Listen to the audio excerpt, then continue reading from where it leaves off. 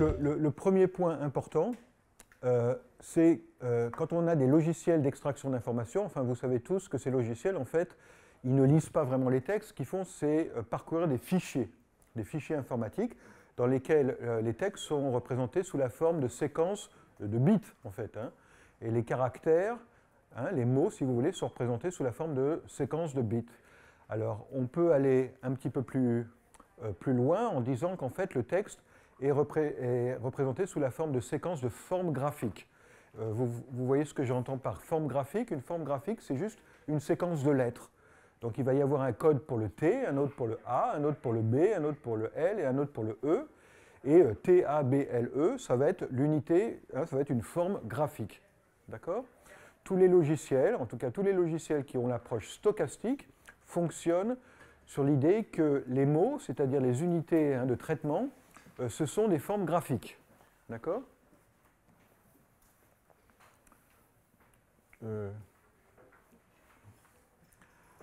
Bon, bah, ouais, j'arrive pas trop à... On va faire slide, comme ça. Hein?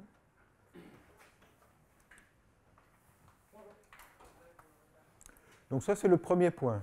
Donc je répète, tous les logiciels d'extraction d'informations, en fait, ce qu'ils font, c'est traiter des fichiers textes. Les textes sont représentés sous la forme de séquences de caractères ou séquences de formes graphiques, un peu plus haut. Donc, alors, la plupart des logiciels, vous les connaissez peut-être, ce sont les logiciels hein, d'exploration, de recherche d'informations, d'exploration de texte, Alceste, Google, Lexico, Iramutex, Sketch Engine, Trammer, TXM, etc. Vous les connaissez? Avez-vous entendu parler de ces logiciels? Donc, encore une fois, ils traitent des formes graphiques. Et donc, évidemment, ce qui intéresse les chercheurs, par exemple, qui travaillent sur des corpus, ce ne sont pas vraiment les formes graphiques. Ce qui les intéresse, c'est des informations. Donc, il faut établir un lien entre les formes graphiques qui apparaissent dans les fichiers texte et les informations qui intéressent l'utilisateur de ces logiciels. C'est clair, hein? Alors, un premier problème, déjà, c'est que quand on construit un logiciel qui est fondé sur les formes graphiques, on prend comme hypothèse que l'orthographe existe. Donc, s'il n'y a pas d'orthographe, les formes graphiques, on ne va pas pouvoir vraiment faire le lien entre les formes graphiques et les unités de sens, si vous voulez. Alors, sachez que l'orthographe n'a pas toujours été fixée. Moi, j'ai des collègues historiens, par exemple, à Paris, à la Sorbonne, qui traitent couramment des textes du XIVe siècle. Il est impossible de traiter ces textes-là avec les logiciels qui traitent des formes graphiques, puisque justement, il n'y a pas de graphie, il n'y a pas d'orthographe. Hein.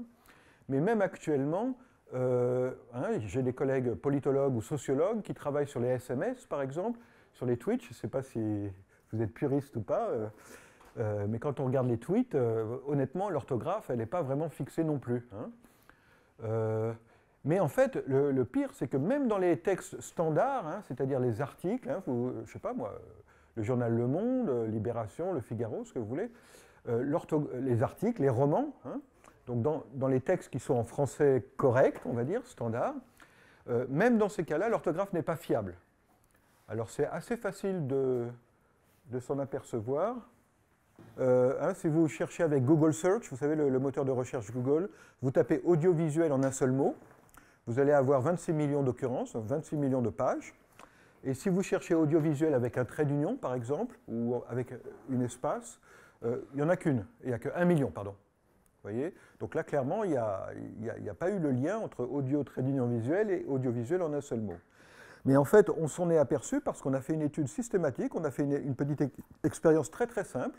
On s'est assis dans une bibliothèque, vous voyez, avec les 3 dictionnaires de référence de la langue française, qui sont le Trésor de la langue française, le Grand Dictionnaire encyclopédique Larousse et le Grand Robert.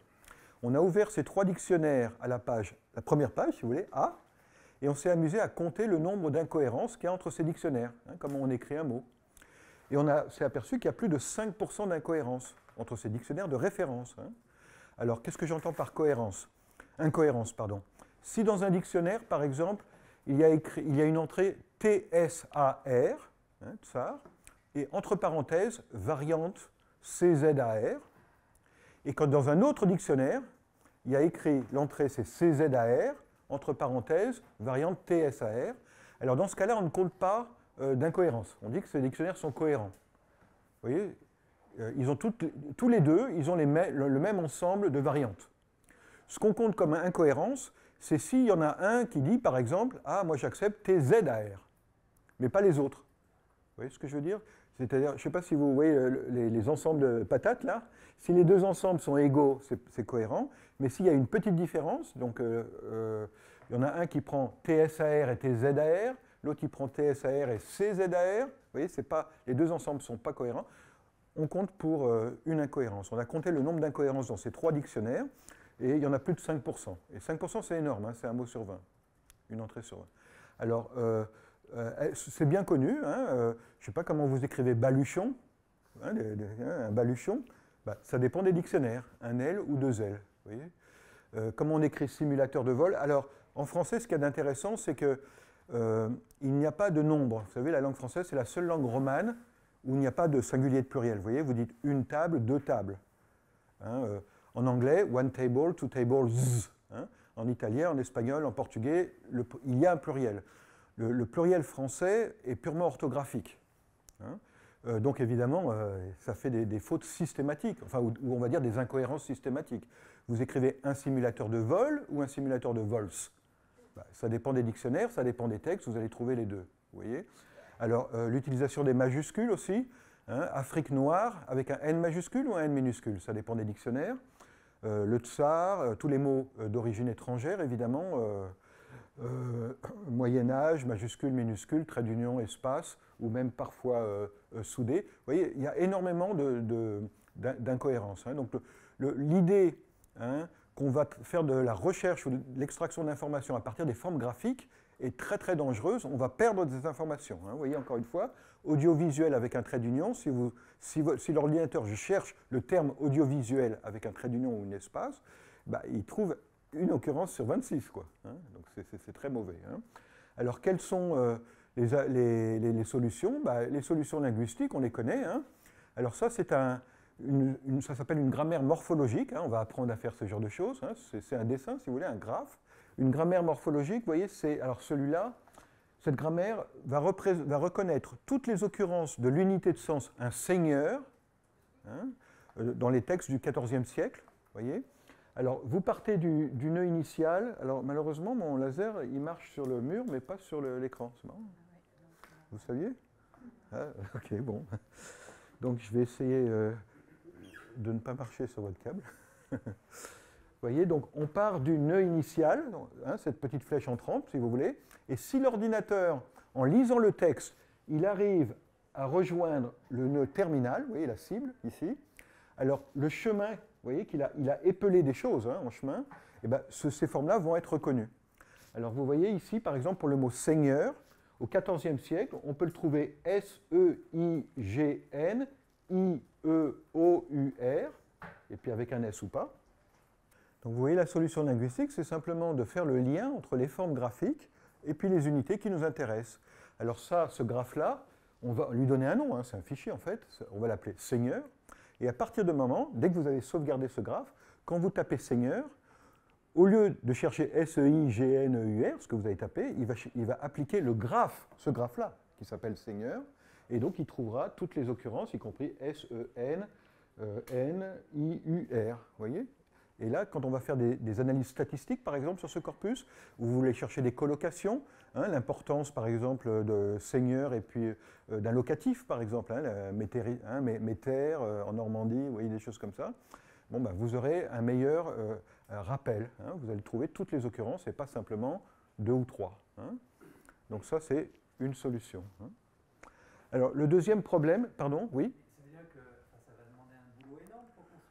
Oui, mais une fois que c'est fait, c'est fait.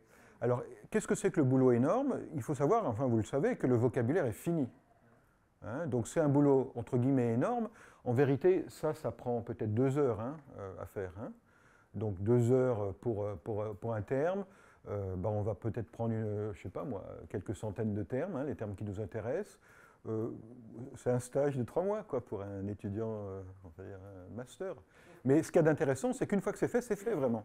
Et si par exemple dans 2 ans, on rajoute au corpus du XIVe siècle hein, 3-4 textes qu'on a trouvés, eh ben, on peut corriger, adapter, voyez, améliorer les grammaires. C'est de l'accumulatif, si vous voulez. hein. Mais c'est très, très intéressant votre remarque parce que c'est exactement ce que répondent les partisans, on va dire, hein, des méthodes stochastiques. Ils ne veulent surtout pas construire des ressources linguistiques parce qu'ils disent « Ouh là là, c'est trop difficile ». Et je vous assure que non. Je ne sais pas pourquoi, c'est comme... Je ne sais pas pourquoi, ça fait peur, si vous voulez. Ça fait peur. Ça vous a fait peur? Voilà. Mes étudiants, le premier cours, ils ont peur, et puis après, on fait 2 TD, 3 TD, vous allez faire aussi, hein, des classes comme ça, et après, vous n'aurez plus peur, et ça devient très ludique, en fait. Hein. C'est très ludique parce qu'on va construire des petites grammaires qu'on va, un petit peu comme le Lego, si vous voulez, on va les combiner, et on va faire des choses très, très, très, très belles avec ça. Hein. Alors, le deuxième problème, une fois qu'on a réglé le problème de l'orthographe, hein, c'est-à-dire que vous tapez TSAR, avec ce système, il va reconnaître les 16 formes possibles, CZAR, CSAR, TSAR, TZAR, avec S ou au féminin, etc. Le deuxième problème, c'est la lématisation. Alors sachez que parmi les logiciels hein, qui sont couramment utilisés en extraction d'informations, analyse de texte, il y en a une petite minorité, mais non nulle, hein, de logiciels qui ne veulent pas entendre parler de lématisation. Alors, je ne sais pas si vous avez entendu parler de Lexico, par exemple, André Salem. Oui, certains. Alors, typiquement, André Salem me le dit, mais il l'a écrit aussi, hein, je peux vous donner les références. Il me dit qu'il ne faut surtout pas lématiser quand on fait de l'analyse automatique de texte. Pourquoi? Et il me donne toujours le même exemple. Vous voyez, le terme liberté au singulier, on le trouve dans des textes de droite, si vous voulez, hein, parti de droite, si vous voulez. C'est la liberté d'entreprendre, grosso modo, vous voyez. Et liberté au pluriel, ça, on les trouve dans des journaux de gauche, vous voyez. Les libertés sociales, les libertés du logement, ou des choses comme ça, vous voyez. Donc, évidemment, il ne faut surtout pas les mélanger, parce que là, on va mélanger des choses qui n'ont rien à voir. Bon, je pense que c'est un excellent argument, non? Hein, on ne veut pas mettre liberté au singulier et au pluriel, puisqu'ils n'ont pas le même sens en vérité. Hein.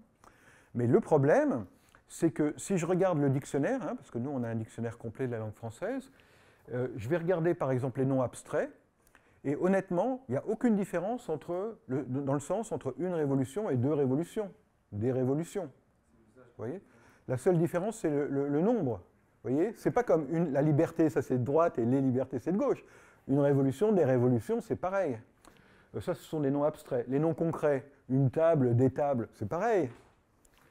Une girafe, des girafes hein, animées, et puis des humains, un boulanger, des boulangers. Vous voyez? Alors le problème, c'est que plus de 95% des noms, hein, qu'ils soient abstraits, concrets, animés, humains, en fait, il n'y a pas de différence de sens entre les singuliers et le pluriel. Donc dire qu'on ne va pas lématiser à cause de 5% d'exception, moi, ça me semble un peu difficile à admettre. Parce que moi, si par exemple je suis sociologue ou politologue ou même historien, hein, je m'intéresse par exemple à la paix, si vous voulez, la paix sociale en France.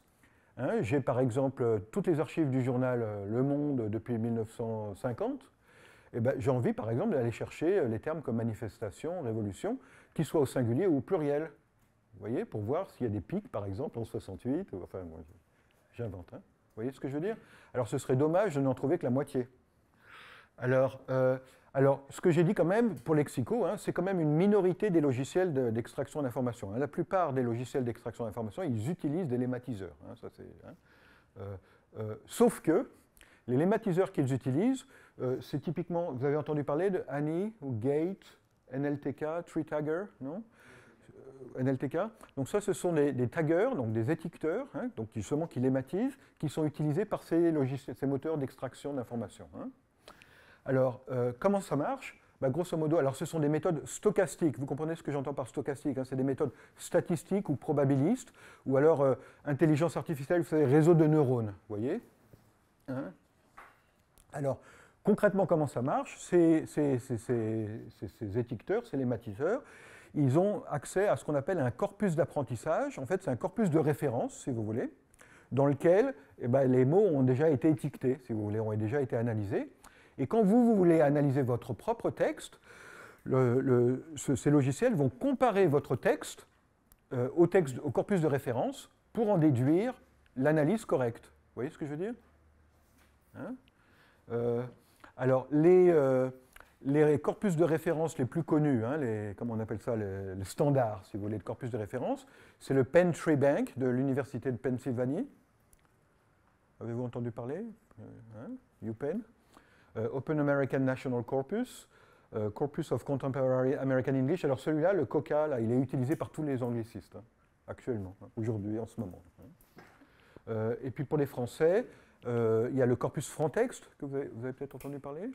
Et puis, corpus français de Leipzig, aussi 700 millions de mots. Hein.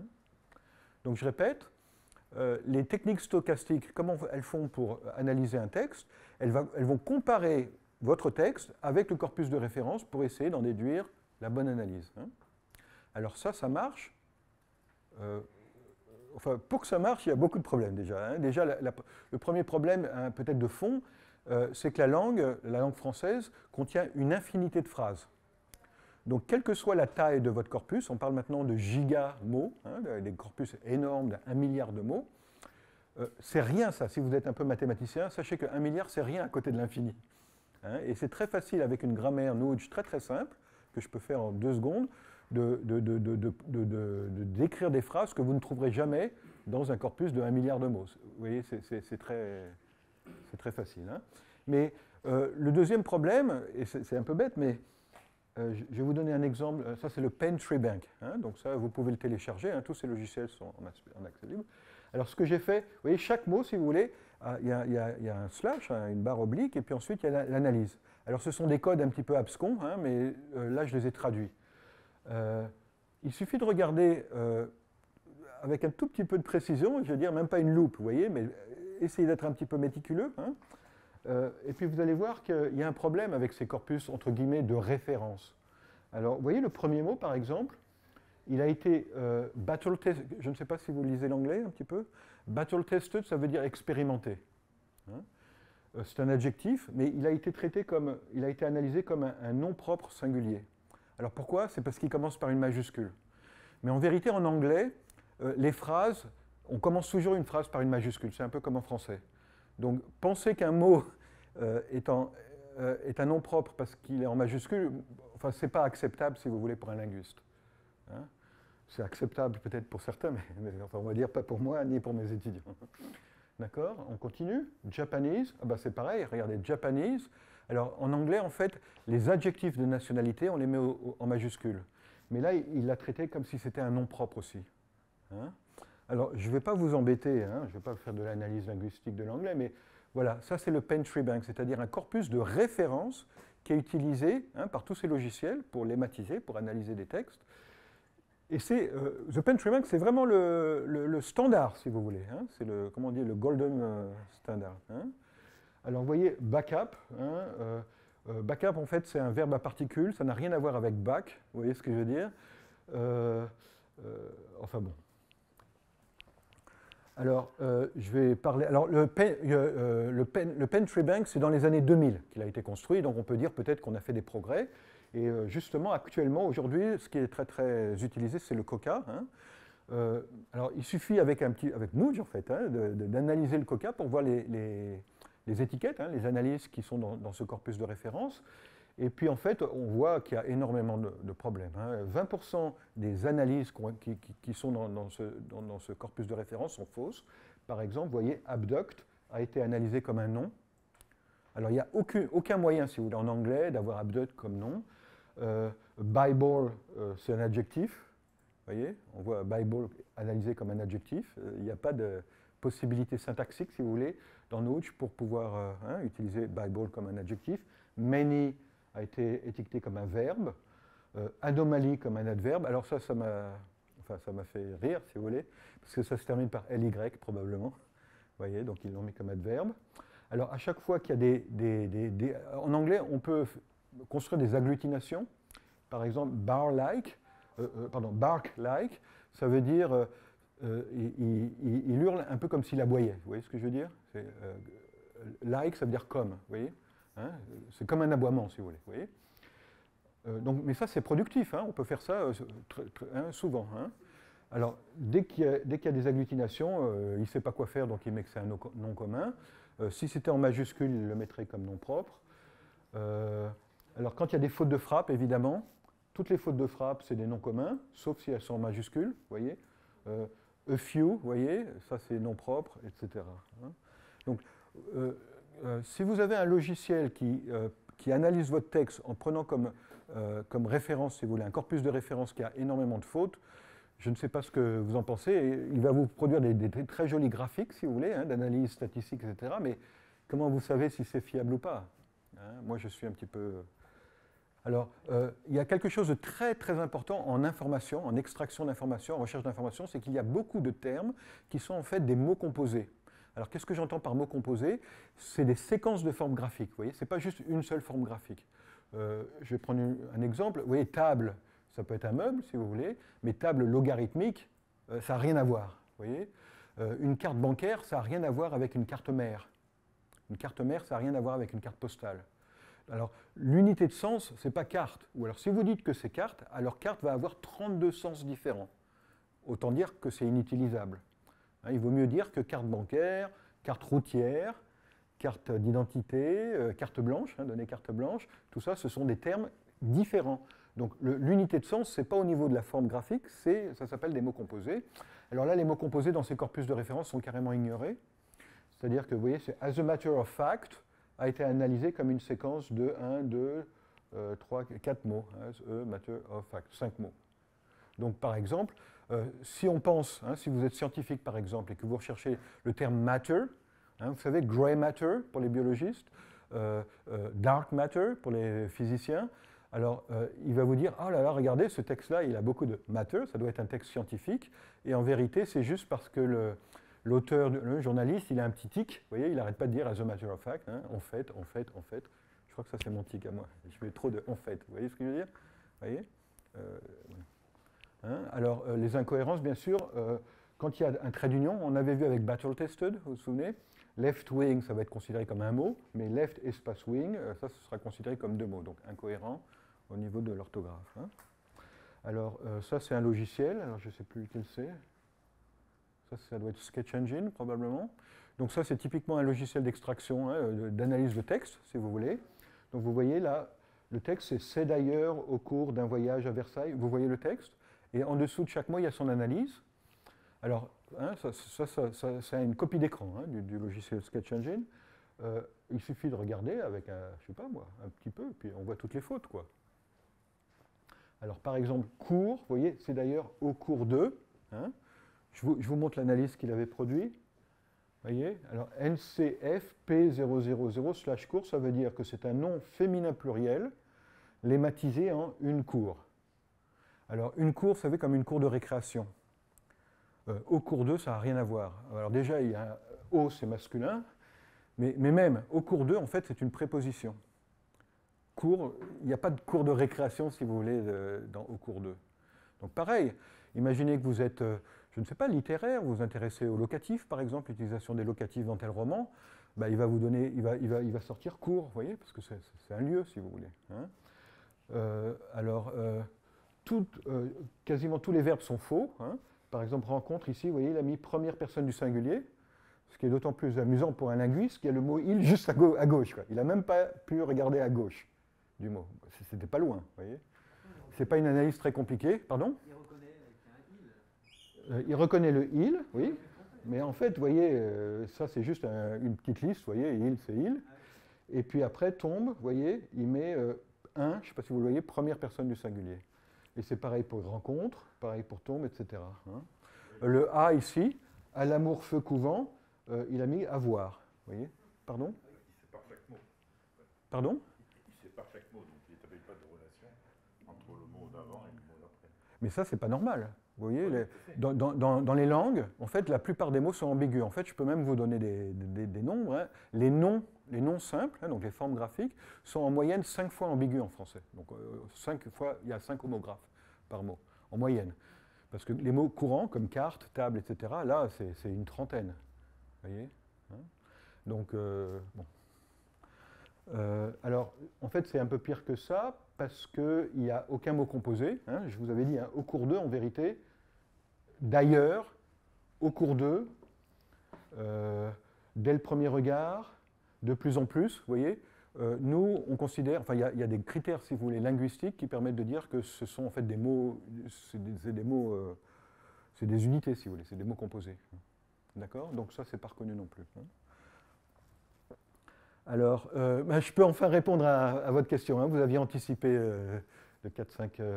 Voilà. Alors, c'est quoi la solution linguistique pour les matiser? Exactement. Liberté au singulier au pluriel. On est d'accord. Ce sont deux sens différents.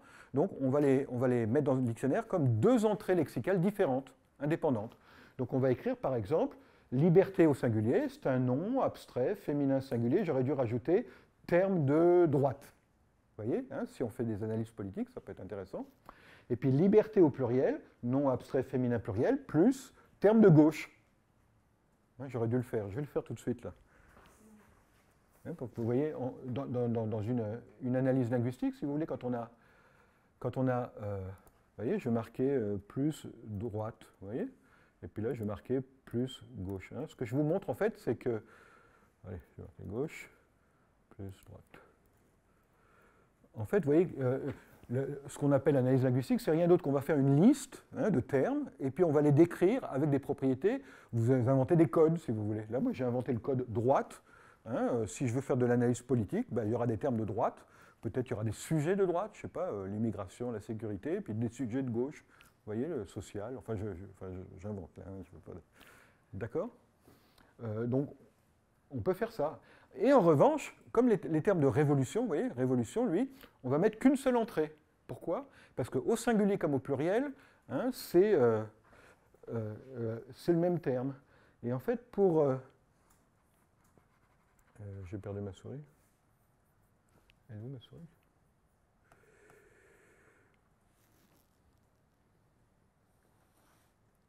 Hein, donc ce qu'on va faire ici, c'est qu'on va décrire révolution comme étant une seule entrée, mais on va associer cette entrée à toutes ses formes possibles.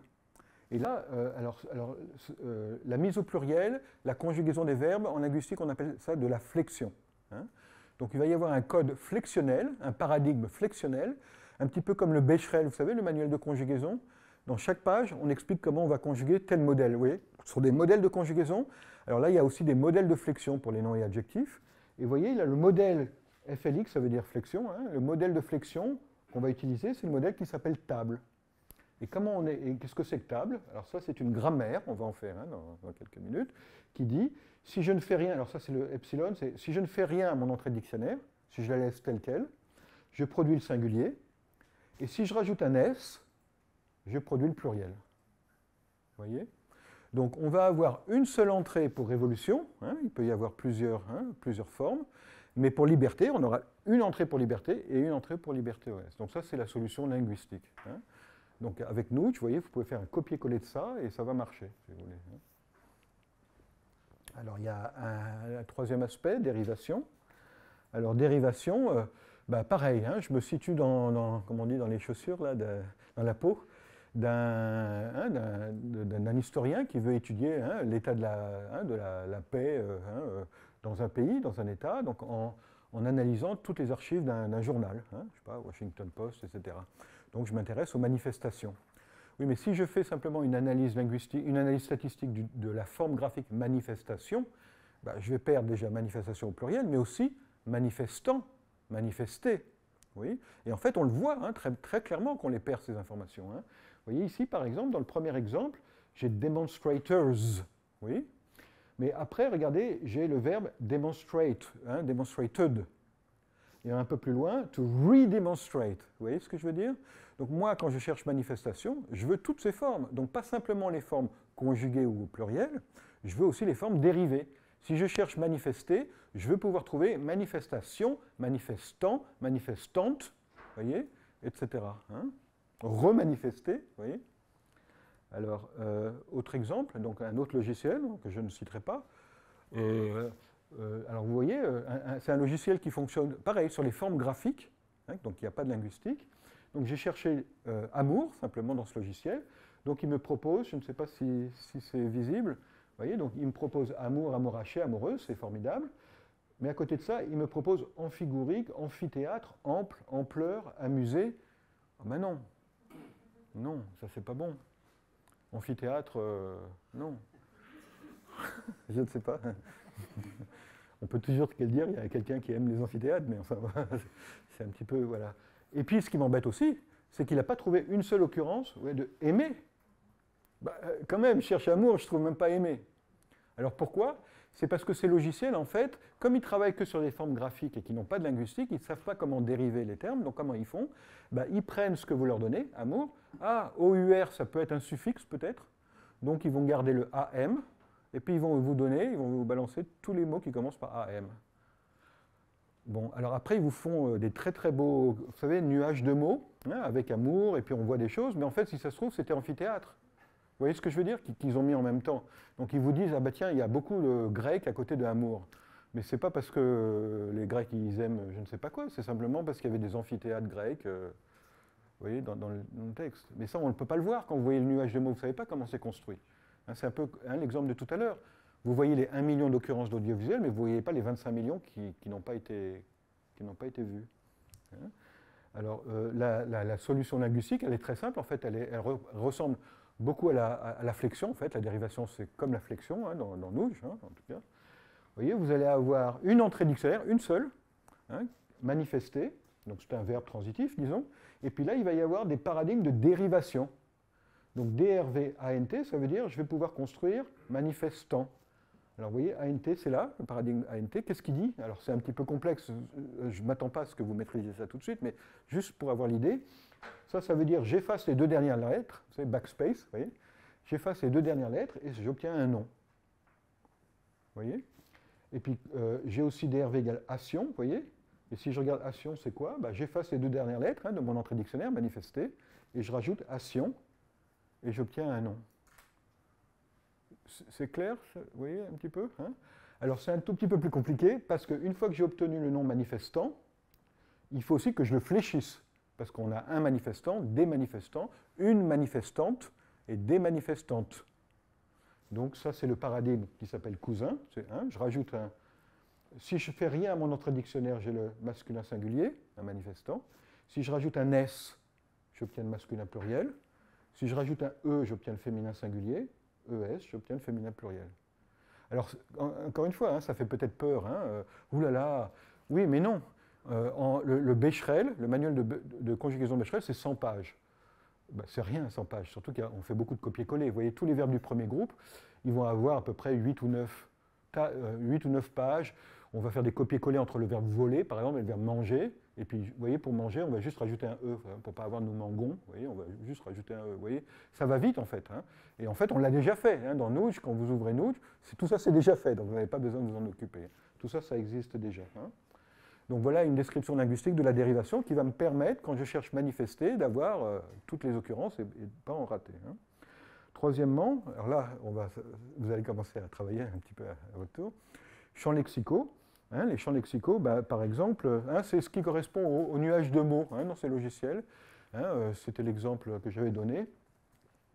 Là, j'ai un logiciel où je cherche cook, hein, et puis il va me donner des choses intéressantes. Hein, eat, bake, boil, roast. Hein, ça, je vois bien que ça a un rapport avec cook. Mais à côté de ça, buy, enjoy, like, live, make, put, store, try. Je ne vois pas vraiment l'intérêt. Hein. Et puis, il n'y a pas, hein, là-dedans, restaurant, meal, dish, oven, etc. Hein, dans ce gros corpus. Hein. Donc, c'est dommage, j'en avais un autre avec plant, P-L-A-N-T, mais comme je vous l'avais dit, plant, c'est super ambigu. Hein. Alors, si vous trouvez un pic, alors je crois que c'était, enfin, je ne sais plus, il y avait un certain mois où il y avait un pic sur le mot plant. Vous voyez, c'était très très fréquent. Mais en fait, est-ce que c'était parce qu'il y avait eu des nuclear plants qui avaient eu un problème? En fait, ce n'était pas nucléaire, enfin electrical plant. Ou alors est-ce que c'était un FBI, vous savez, comment on dit, undercover, vous savez, un policier qui fait semblant d'être gangster, pour infiltrer, voilà, hein, pour infiltrer un gang, on appelle ça un plant. Voilà. Il y avait aussi la légalisation du cannabis, le cannabis plant. Je crois qu'il y avait 3 ou 4 sens qui n'avaient absolument rien à voir, mais qui par hasard s'étaient mélangés dans le journal et qui avaient fait donc un pic sur plant. Voyez. Donc là, vous allez avoir FBI à côté, et puis là, vous allez avoir panne électrique. Je ne pense pas que ce soit une bonne idée d'avoir des nuages de mots, c'est-à-dire de formes graphiques. Je pense que c'est plus intéressant d'avoir des nuages autour de concepts, hein, d'unités de sens. En vérité, le cerveau humain est fait de telle façon qu'on peut toujours trouver un lien. Par exemple, moi, des fois, je regarde la Lune et j'ai l'impression de voir un visage. Je ne sais pas, c'est connu, si vous voulez, en psychologie. Donc, en fait, on fait vraiment appel à l'imagination. Hein. Là, vous imaginez, peut-être, quelque part, il y a une phrase, j'ai acheté de la nourriture pour cuisiner. Mais en vérité, si on regarde dans le texte, peut-être que ce bail n'a rien à voir. Vous voyez, peut-être que quelqu'un, il a acheté un vélo. Et puis, un peu plus loin, il a été pique-niqué, et puis il n'avait pas pu cuisiner. Enfin, on n'en sait rien. Donc, le cerveau humain, et ça, c'est un petit peu quelque chose que j'ai remarqué chez les enfants, peut-être. Vous savez, pour les anniversaires de 6-7 ans, vous allez inviter un magicien, et puis des fois, le magicien, il fait des trucs, nous, enfin, les adultes, on dit, oui, d'accord, mais les enfants sont émerveillés. On veut être émerveillés. Vous voyez ce que je veux dire? Et donc, quand on vous présente ça, tout de suite, là, il y a le cerveau qui se met, vous voyez, dry, ah oui, dry, ça doit peut-être vouloir dire avec le cook, peut-être il faut que je trouve, ah oui, smoked meat, peut-être, hein, on a séché du poisson, peut-être, vous voyez, je suis en train d'inventer, là, j'ai mon cerveau qui s'emballe, vous voyez, mais ça, c'est pas scientifique, si vous voulez, il faudrait vraiment regarder, et, je sais pas, honnêtement, en anglais, like, hein, s'il y a beaucoup d'occurrences de like, moi je suis sûr et certain que ce n'est pas le verbe to like, mais c'est probablement la conjonction. Hein. Voyez, alors, make, c'est pareil. Make, c'est un verbe, on parle de mot grammatical, vous voyez. Make, c'est comme en français faire. Hein. On fait toutes sortes de choses. Le verbe faire n'a pas vraiment de sens. Vous voyez ce que je veux dire? On parle de verbe support. Je ne sais pas s'il y a des linguistes parmi vous. Vous voyez, peut-être un exemple. Vous voyez, se doucher. Vous voyez, le sens, c'est doucher. Vous voyez. Mais quand je dis je prends ma douche, le sens, c'est toujours douche. C'est pas prendre. On ne va pas prendre une douche. Vous voyez ce que je veux dire? Gifler, vous voyez, le sens, c'est gifler. Mais si je donne une gifle, c'est pas que je vais donner, vous voyez, je vais pas donner une gifle à quelqu'un. Non, c'est gifler en fait. Vous voyez. Alors ça s'appelle des verbes. Vous voyez, c'est des mots grammaticaux. Donner, faire, prendre. Vous voyez, ce sont des mots qui n'ont pas de sens. Le sens, c'est le nom en fait. On parle de nom prédicatif, un prédicat. Le prédicat, c'est gifler, même dans donner une gifle. Vous voyez? Et en anglais, c'est make, do. Hein. Donc, c'est pas très utile. Et s'il n'y a pas restaurant, ça m'embête un petit peu. Ou meal, par exemple, cook a meal, ça m'embête qu'il n'y ait pas meal. Vous voyez. Ça doit être compliqué quand même de trouver la bonne frontière. Alors voilà la solution. La solution, en fait, c'est aussi pour vous répondre. Une solution, c'est que c'est l'utilisateur qui va construire son champ lexical. Donc je prends l'exemple, par exemple, de mort. Imaginons que je m'intéresse à la mort. Eh bien, regardez ce que j'ai écrit ici. Ça s'appelle un champ lexical, mais écrit avec la méthode linguistique, si vous voulez. Hein. Donc là, par exemple, j'ai dit, bah, tiens, les termes qui m'intéressent, c'est assassiner, clamser. Ah oui, les crochets pointus, vous voyez, ça veut dire je veux toutes les formes de ce mot-là. Et vous vous souvenez que dans Nudge, il y a la description flexionnelle. Hein. Donc, quand vous mettez assassiner entre crochets, il va trouver assassinons, assassinet. Hein. Alors ça, vous allez le faire, donc on va le faire ensemble. Hein. Décéder, égorger, massacrer, mourir, périr, vous voyez, donc des verbes. Et puis si j'en ai oublié, vous savez, il y a plein de dictionnaires de synonymes et de thésaurus sur Internet. Vous pouvez faire des copier-coller, ça va très très vite. Hein. Là, honnêtement, c'est beaucoup plus vite, beaucoup plus rapide que ce que vous pensez. Des noms, assassin, assassinat, mort, des adjectifs, fanal, morte, oui, j'ai oublié le crochet, des adverbes, fatalement, mortellement. Donc c'est ça que je vais appliquer à mon texte. Vous voyez? Alors, ce qu'il y a d'intéressant, et en fait, c'est pour vraiment répondre à votre question, c'est que, en fait, le champ lexical, il va dépendre de l'utilisateur. Alors, je vais prendre un exemple. Le verbe aimer et le verbe haïr, si vous êtes peut-être politologue et que vous examinez, par exemple, peut-être les discours de certains hommes politiques, de certaines personnalités, si vous voulez, eh bien, peut-être que vous allez séparer, vous voyez? Ah ben, il y en a un qui est plus sur le registre de l'amour, et puis son adversaire, il est plus sur le registre de la haine, on peut imaginer, vous voyez? Mais peut-être qu'un psychologue, lui, ce qui l'intéresse, c'est simplement l'émotivité. Je veux étudier l'émotivité chez Proust, on va dire. Alors pour lui, amour et haine, c'est pareil. En tout cas, pour les psychologues, c'est pareil. C'est juste une petite nuance, si vous voulez, sur un affect, quoi. C'est une valeur, oui, absolument. Donc, si vous êtes peut-être que dans une application, vous allez mettre aimer, haïr, admirer et puis détester ensemble. parce que ce qui vous intéresse, c'est de compter les occurrences d'émotivité. Hein. Vous voulez mesurer l'émotivité chez une personnalité politique ou chez un enfant. Hein. Vous avez des interviews je sais pas, de patients, des choses comme ça. Et puis pour une autre application, ah ben non, amour, vous n'allez pas du tout le mélanger avec haïr, vous voyez? Et bien c'est pareil ici, hein. Peut-être que, je ne sais pas, parmi les morts, il y a peut-être des morts qui sont naturelles et puis des morts qui sont violentes. Et moi, ce qui m'intéresse, c'est d'analyser les morts violentes. Donc je vais peut-être supprimer funérailles, peut-être, vous voyez ce que je veux dire? Alors ce qui est intéressant aussi avec cette approche-là, c'est, j'avais mentionné, vous savez, le problème de l'ambiguïté, l'homographie. Si je cherche simplement tombe dans un texte, je vais trouver la tombe funéraire, etc. Mais je vais trouver aussi il tombe. Alors là, pareil, beaucoup de bruit. Comment faire pour éviter le bruit? Ben, c'est facile. On va ajouter un petit peu de contexte. Et c'est ce qu'on fait ici. Vous voyez, qu'est-ce que c'est que ça? C'est un petit peu compliqué. Là, je ne vais pas chercher tombe tout seul. Je vais chercher un déterminant. Alors un déterminant, c'est comme un article. Hein, l'aller, suivi d'un adjectif ou... Alors ça veut dire rien du tout. Donc en fait, ça veut dire adjectif facultatif. Vous voyez, un adjectif ou rien, suivi du mot tombe ou tombe avec un S. Donc là, je ne vais pas avoir tombé, ER, tomberon, etc. Vous voyez? Et avec ce genre de choses, je peux limiter ce qu'on appelle le bruit. C'est-à-dire que je ne vais pas mettre il tombe, par exemple, dans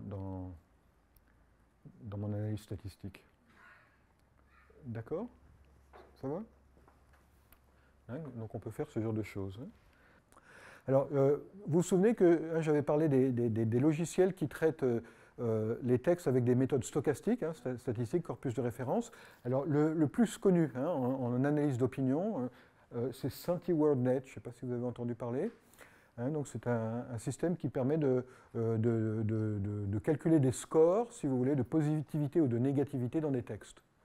Mais en fait, encore une fois, quand on regarde un petit peu, hein, c'était toujours le même exemple, hein, quand on regarde un petit peu les résultats, alors c'est toujours très impressionnant bien sûr, mais quand on regarde vraiment à la loupe le résultat, bah, c'est quand même bourré de fautes. Hein. Par exemple ici, Desillusion et Uninviting, ça va être traité comme étant positif, polarité positive, et inversement, Protect ou Soundproof, ça a été traité comme polarité négative. Vous voyez, ce sont des termes considérés comme négatifs dans ces logiciels-là, ce qui est clairement, sont clairement des fautes, quoi. Donc pareil, hein, si on construit des ressources linguistiques précises et qu'il y a des erreurs, ben, on peut les corriger. Donc ça garantit, si vous voulez, comment expliquer hein, si j'ai un outil d'analyse d'opinion qui produit des erreurs, qui me dit, bah, tiens, j'ai trouvé un paragraphe négatif, et quand je le regarde, je vois qu'il est positif, bah, il suffit de retourner au dictionnaire puis de le corriger. Et puis voilà, c'est fait. Vous voyez, on a accumulé des données. Alors qu'avec ces outils, on ne peut pas vraiment accumuler, parce que c'est fait automatiquement en analysant des corpus. Vous voyez? Alors, les verbes. Vous voyez, en français, il y a une centaine de verbes auxiliaires. Hein. Si j'ai, par exemple, manger, par exemple, n'importe quel verbe, alors ça veut dire un verbe à l'infinitif. Donc là, je recherche un verbe à l'infinitif qui est précédé par un de ses auxiliaires, si vous voulez. Si j'ai « il daigne manger », est-ce que vous sentez que ça devient négatif? Hein? Il cesse de manger, il refuse de manger, vous voyez, ça c'est négatif. Ou alors il y a aussi la vraie négation, ne pas, si vous voulez. Hein. Il ne va plus manger. Vous voyez, donc, ah oui, regardez, il ne va plus gagner. Donc moi, avec ce genre de grammaire, si j'ai un verbe positif, vous voyez, V plus POS, j'ai inventé le code POS pour les verbes positifs, neg pour les verbes négatifs, que j'ai mis dans un dictionnaire. Bon, ben dans le contexte ne pas, vous voyez, si j'ai il ne va, alors aller entre crochets, ça veut dire n'importe quelle forme de aller, y compris va, par exemple. Il ne va plus gagner, et ben pour moi, ça c'est négatif. Vous voyez? Ou alors il cesse, hein, c'est où ça? Il cesse de gagner. Vous voyez? Donc j'ai du lexique, j'ai de la morphologie et j'ai de la syntaxe. Et moi, j'obtiens, si vous voulez, une précision bien supérieure à des outils qui vont produire des pourcentages de probabilité que c'est positif ou négatif. Et encore une fois, quand je regarde les résultats, ce n'est pas si fiable que ça. D'accord? Alors pareil, hein, ça fait très très peur hein, quand je montre ça à des informaticiens. Ils disent ah, il faut construire ça. On a la liste des auxiliaires. Hein, il y a une centaine d'auxiliaires. Vous voyez, les auxiliaires en français, c'est être et avoir, mais il y a aussi les aspects. Hein, il a CC2. Les modalités, hein, il pourrait, Hein, il pourrait manger, vous voyez, il devrait manger. Donc ça, c'est les modaux, les aspects. Enfin, on a la liste, si vous voulez. Donc il suffit de la regarder. Combien de temps ça prend de regarder une liste de 100 verbes? 100 verbes, c'est quoi? C'est même pas une page, vous voyez. Et puis après, on regarde ceux qui sont négatifs. On fait un copier-coller. On met ça devant un verbe. Alors, grammaire locale. OK, on va apprendre à faire des grammaires comme les pros. C'est-à-dire ceux qui utilisent les vrais, les grammaires de Notch, mais vraiment tout le temps, hein, pour faire des thèses ou pour faire des projets, ou dans les entreprises, il y a des gens qui font des grammaires toute la journée, si vous voulez. Hein. Alors, eux, ils n'écrivent pas les règles, comme je vous ai montré avec le texte local. Ça, c'est bien pour faire des petites règles. Mais je ne sais pas si vous voyez, très rapidement, quand ça se complique, là, le lundi, mardi, mercrredi, vous ne l'avez même pas tapé, quoi. Vous voyez, c'est trop compliqué. Donc, ce qu'on fait, en fait, on va dessiner les grammaires sous forme de graphes. Je vous ai montré, vous vous souvenez, le graphe de Seigneur, là, hein. Donc, c'est quoi la relation entre une grammaire et un graphe? Je vais vous expliquer dans un instant. Donc, qu'est-ce que c'est qu'un graphe? Un graphe, c'est un ensemble de nœuds, okay, un ensemble fini de nœuds. Parmi ces nœuds, il me faut absolument un nœud initial, où je commence, et un nœud terminal, où j'arrive. Ensuite, les nœuds vont être étiquetés par des mots, hein, par exemple, lundi, et ensuite, je peux connecter les nœuds. Alors, attention, dans les graphes, hein, de Notch, les connexions sont orientées. Vous voyez, un grand homme, c'est pas pareil qu'un homme grand. Donc, l'ordre des mots est important, y compris dans les langues qui ont un ordre des mots plus ou moins flexible. Dans les grammaires de Notch, l'ordre des mots est important. D'accord ? Alors, je vais vous montrer un exemple de graphe. Vous voyez ? Alors, vous pardonnez mon écriture de cochon. Ça, c'est un graphe qui contient 5 nœuds. Alors ça, c'est un nœud initial. Il a une façon bizarre. Hein, je rentre dans le graphe, si vous voulez. Et ça, c'est le nœud terminal, comme une sorte de cible, si vous voulez. D'accord ? Donc ça fait 2, 3, 4, 5. D'accord ? Alors, c'est quoi le rapport entre un graphe et une grammaire? Une grammaire syntaxique, c'est ce qui permet de reconnaître des séquences de mots. Alors, quelles sont les séquences de mots qui sont reconnues par cette grammaire, par ce graphe? Ce sont toutes celles que je peux épeler en suivant un chemin qui part du nœud initial et qui rejoint le nœud terminal. Donc, ce graphe, c'est la grammaire qui reconnaît 2 séquences, la maison et aussi la table. D'accord ? Alors, vous voyez, vous vous souvenez du pipe, là, la barre verticale, quand je cherchais mourir ou tuer, en fait, ça va être représenté par des chemins parallèles. Et parallèle, c'est comme ou, quoi. C'est la maison ou la table. D'accord ? Alors, combien y a-t-il de connexions dans ce graphe-là? Eh bien, j'ai une connexion entre la et maison, une autre entre la et table, une autre entre table et nœud terminal, et une autre entre maison et le nœud terminal, et enfin une autre entre le nœud initial et le mot là. Vous voyez ? Si vous avez oublié, par exemple, de mettre cette connexion, il ne va pas reconnaître la maison. Vous voyez ? Il faut vraiment qu'il arrive jusqu'au nœud terminal pour que la séquence soit reconnue. Hein ? Pensez à bien tout connecter. Attention, là est suivi par maison, donc il y a une connexion qui part d'ici et qui arrive là. Si vous pouvez très bien faire une connexion de maison à là, mais ça ne marchera pas. Vous voyez, maison là, ce n'est pas pareil que la maison. Donc l'ordre des mots est important. L'orientation des connexions.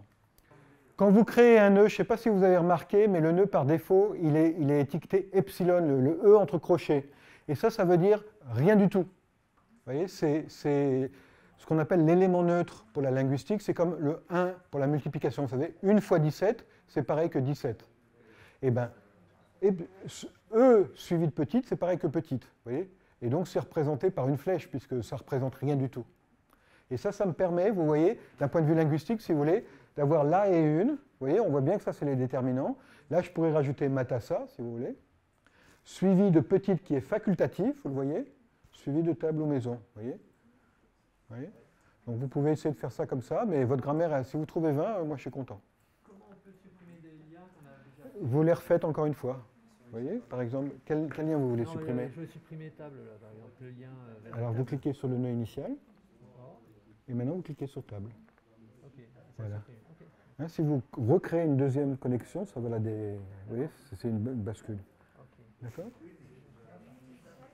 Bon, là, il y a un exercice assez difficile, donc je vais vous laisser seulement 3 minutes. Si vous n'y arrivez pas, ce n'est pas grave. Hein. Ce que je voudrais, c'est que vous rajoutiez le mot trait, vous voyez, devant petite. Vous voyez, je ne veux pas, la traitable, ça ne veut rien dire. Donc je veux pouvoir avoir des très petites tables, une très petite table, mais je ne veux pas avoir des très petites maisons. Alors ça, c'est difficile. Donc je vous laisse quoi, 5 minutes maximum. Faites-le quand même, oui, parce que hein, la très jolie fleur. Mais là, suivi d'un verbe, je ne peux pas avoir très. Voilà. Donc au lieu de petite, pensez à verbe, vous voyez ce que je veux dire?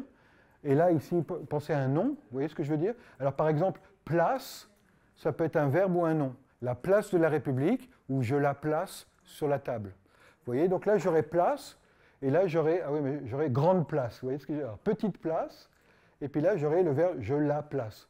Vous voyez, il faudrait que je trouve un meilleur exemple linguistiquement. Mais comme j'avais commencé avec table et chaise, j'ai dit on va continuer, table et maison. Mais je vais peut-être changer d'exemple. Voilà. Mais en vérité, dans les vraies grammaires, hein, ça c'est pas un bon exemple, vous êtes d'accord, je suis d'accord avec vous, dans les vraies grammaires, quand vous allez avoir un mot qui a plusieurs fonctions, eh ben, il ne faudra pas hésiter à le dédoubler. Et on le voit très bien par exemple avec, je ne sais pas, l'heure. Hein, l'heure, ça peut être un déterminant, hein, leur table, ou alors je leur donne, vous voyez, ou un pronom, on va avoir de l'heure. Hein. Alors ce n'est pas toujours aussi évident, hein, là, déterminant et pronom, tout le monde est d'accord, mais même pour les pronoms, vous voyez, il me donne un cadeau. Me, c'est un complément d'objet indirect. Oui. Je me lave les mains. Non, je me lave. Je lave moi, non. Je lave. Oui, je lave mon corps. Ça, c'est complément direct. Vous voyez, donc en fait, ça ne se voit pas, mais en fait, il y a deux me. Vous voyez ce que je veux dire? Il y a attendez,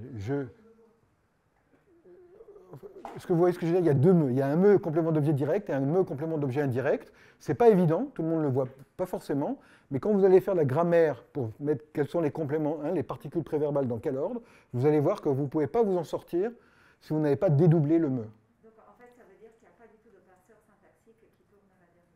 Bah, c'est ça le parseur syntaxique. Donc voilà, on le fait à la main. En fait, non, c'est déjà fait. Mais ces grammaires-là, on les a faites. Mais c'est ces grammaires qui constituent le parseur syntaxique. C'est grâce à ces grammaires qu'on va pouvoir dire, bah tiens, ce mot-là, c'est... Mais ça, c'est l'analyse linguistique, ça sort... Ça, il faut peut-être venir à la formation complète sur Nouge, là où on fait de l'analyse syntaxique. Et là, il y a des grammaires syntaxiques qui sont faites, que je n'ai pas le temps de vous montrer aujourd'hui. Là, c'est plus pour l'extraction d'informations. Hein. Donc, je vais peut-être un petit peu accélérer, on n'a plus beaucoup de temps. Alors, vous vous souvenez de le futur de tout à l'heure? Je vous avais demandé, bah regardez, c'est quand même pas plus joli comme ça, hein, qu'avec des parenthèses, un briquet, etc. Hein, tout à l'heure, on avait même abandonné. Hein, vous voyez cette grammaire-là, hein, c'est la même que tout à l'heure. Vous voyez, donc ici, j'ai un futur morphologique, hein, c'est-à-dire en français, je peux conjuguer, il y a un temps futur, si vous voulez, mais sinon, je peux avoir le futur proche. Vous voyez, alors, vous voyez la boucle ici, ça veut dire un nombre quelconque d'adverbes. Et puis, vous voyez, demain ou après-demain, pourquoi pas dans 3 secondes, minutes, mois, siècles, ou pourquoi pas mardi prochain, vous voyez? Et là, on va pouvoir faire des grammaires beaucoup plus complexes qui resteront très très claires. Alors, vous vous souvenez, pour connecter ça à ça, vous cliquez là et ensuite là, oui? Pour connecter ça à lui-même, vous cliquez là et ensuite là. En fait, vous double-cliquez. D'accord? OK? Donc, je vais vous montrer des grammaires plus intéressantes. Alors oui, l'analyse statistique, évidemment, après, hein, une fois que vous avez votre grammaire, vous pouvez l'appliquer. Alors, je vais vous montrer, peut-être, regardez-la vous-même. Attendez, je vais partager mon écran. Vous la voyez, la grammaire date? Vous avez tous la même chose que moi? Oui? Alors, regardez, il y a des nœuds normaux, comme celui-là. Ça veut dire le mot matin ou midi, d'accord? Et puis, il y a des nœuds qui sont jaunes. Vous les voyez? Si vous alt-cliquez, ou option-cliquez sur les Mac, sur les nœuds jaunes, vous allez entrer dans le graphe. Vous voyez ce que je veux dire? En vérité, cette grammaire contient 15 graphes. Vous voyez? Donc ça, c'est la grammaire qui va reconnaître... Vous voyez, vous avez alt-cliqué sur le lundi de mars? Vous voyez la grammaire ici? Elle va reconnaître des choses comme lundi, 26 juin prochain.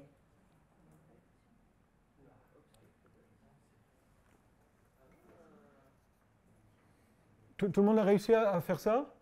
hein, vous pouvez remonter hein, avec les flèches. Hein. Vous voyez donc le graphe le lundi de mars.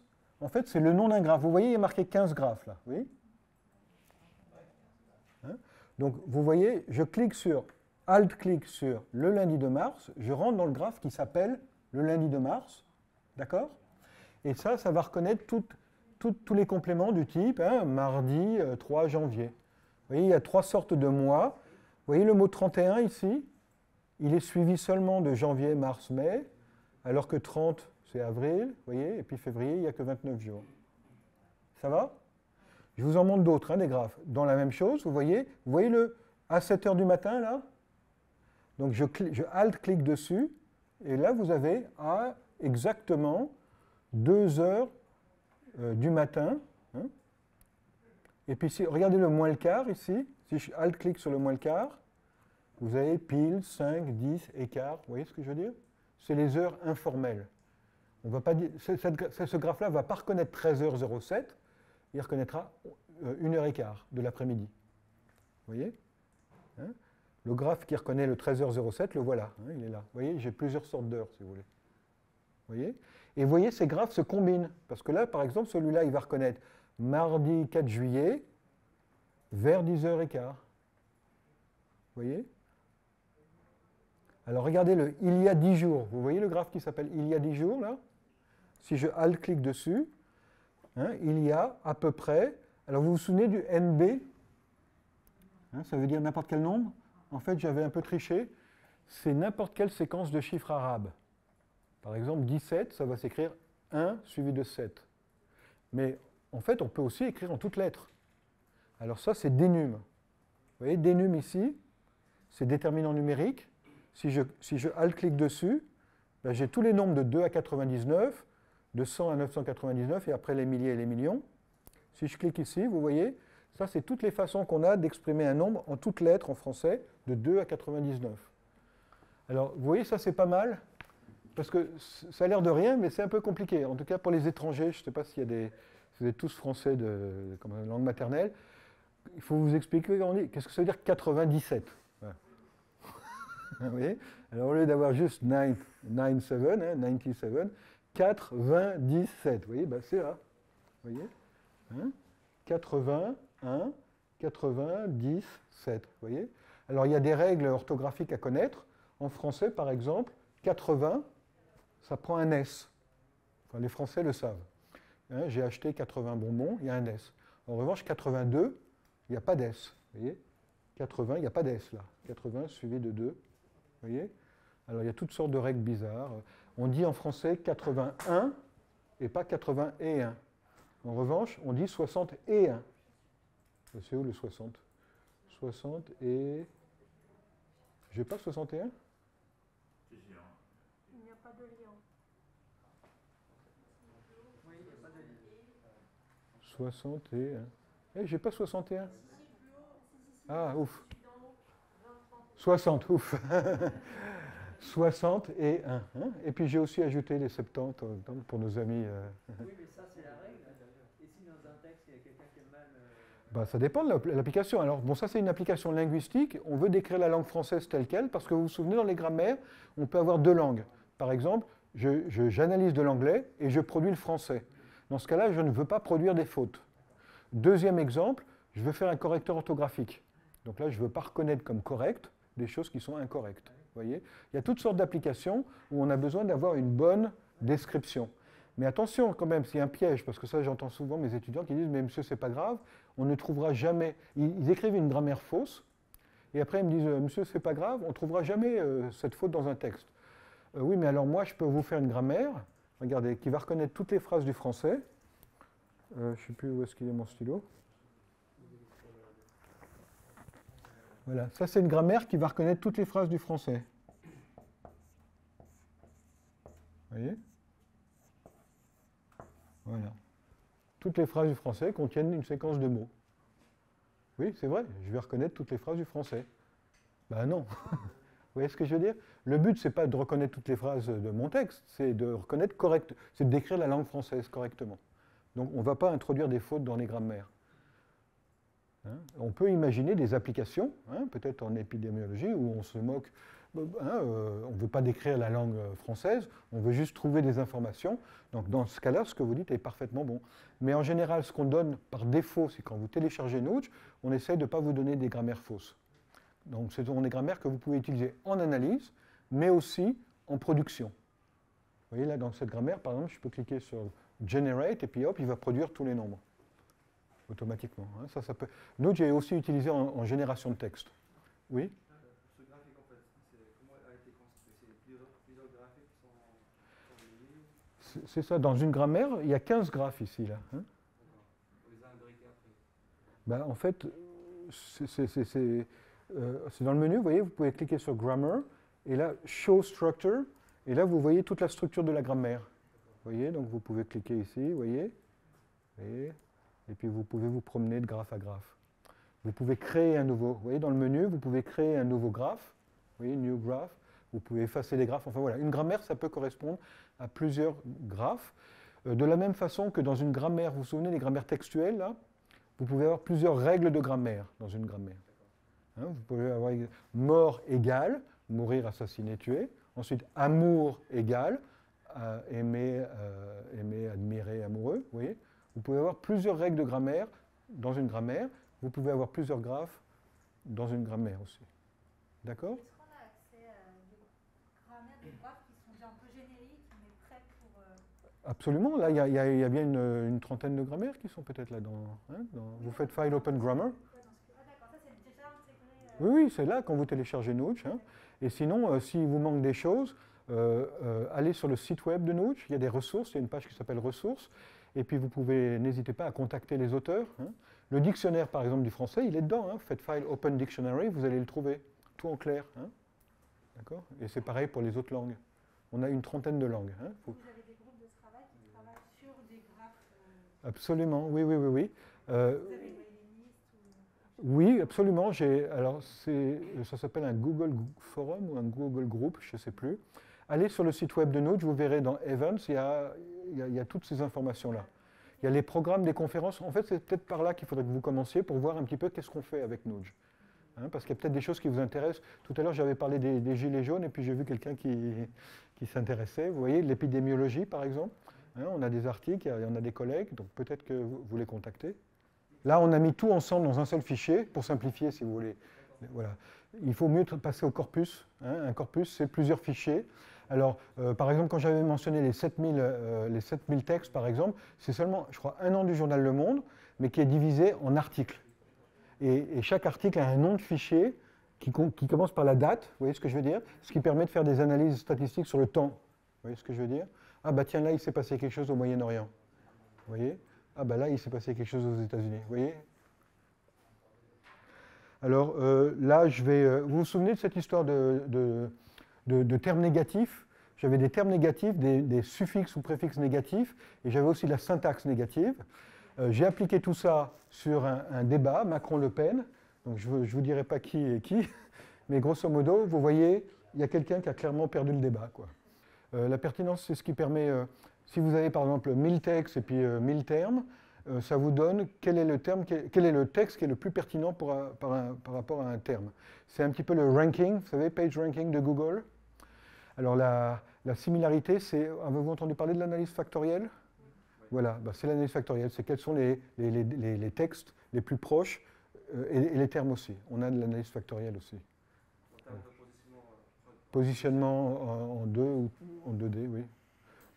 Oui. Et est-ce que vous avez regardé le terme positif?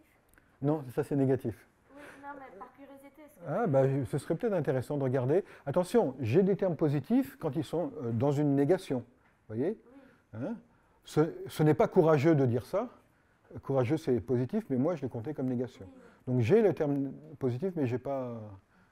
Voilà. Sauf que quand on regarde similarité, on tombe sur un tableau horrible, là, ça veut dire qu'il faut l'exporter pour... Oui, c'est ça, vous pouvez cliquer sur Export, c'est dans Excel, etc.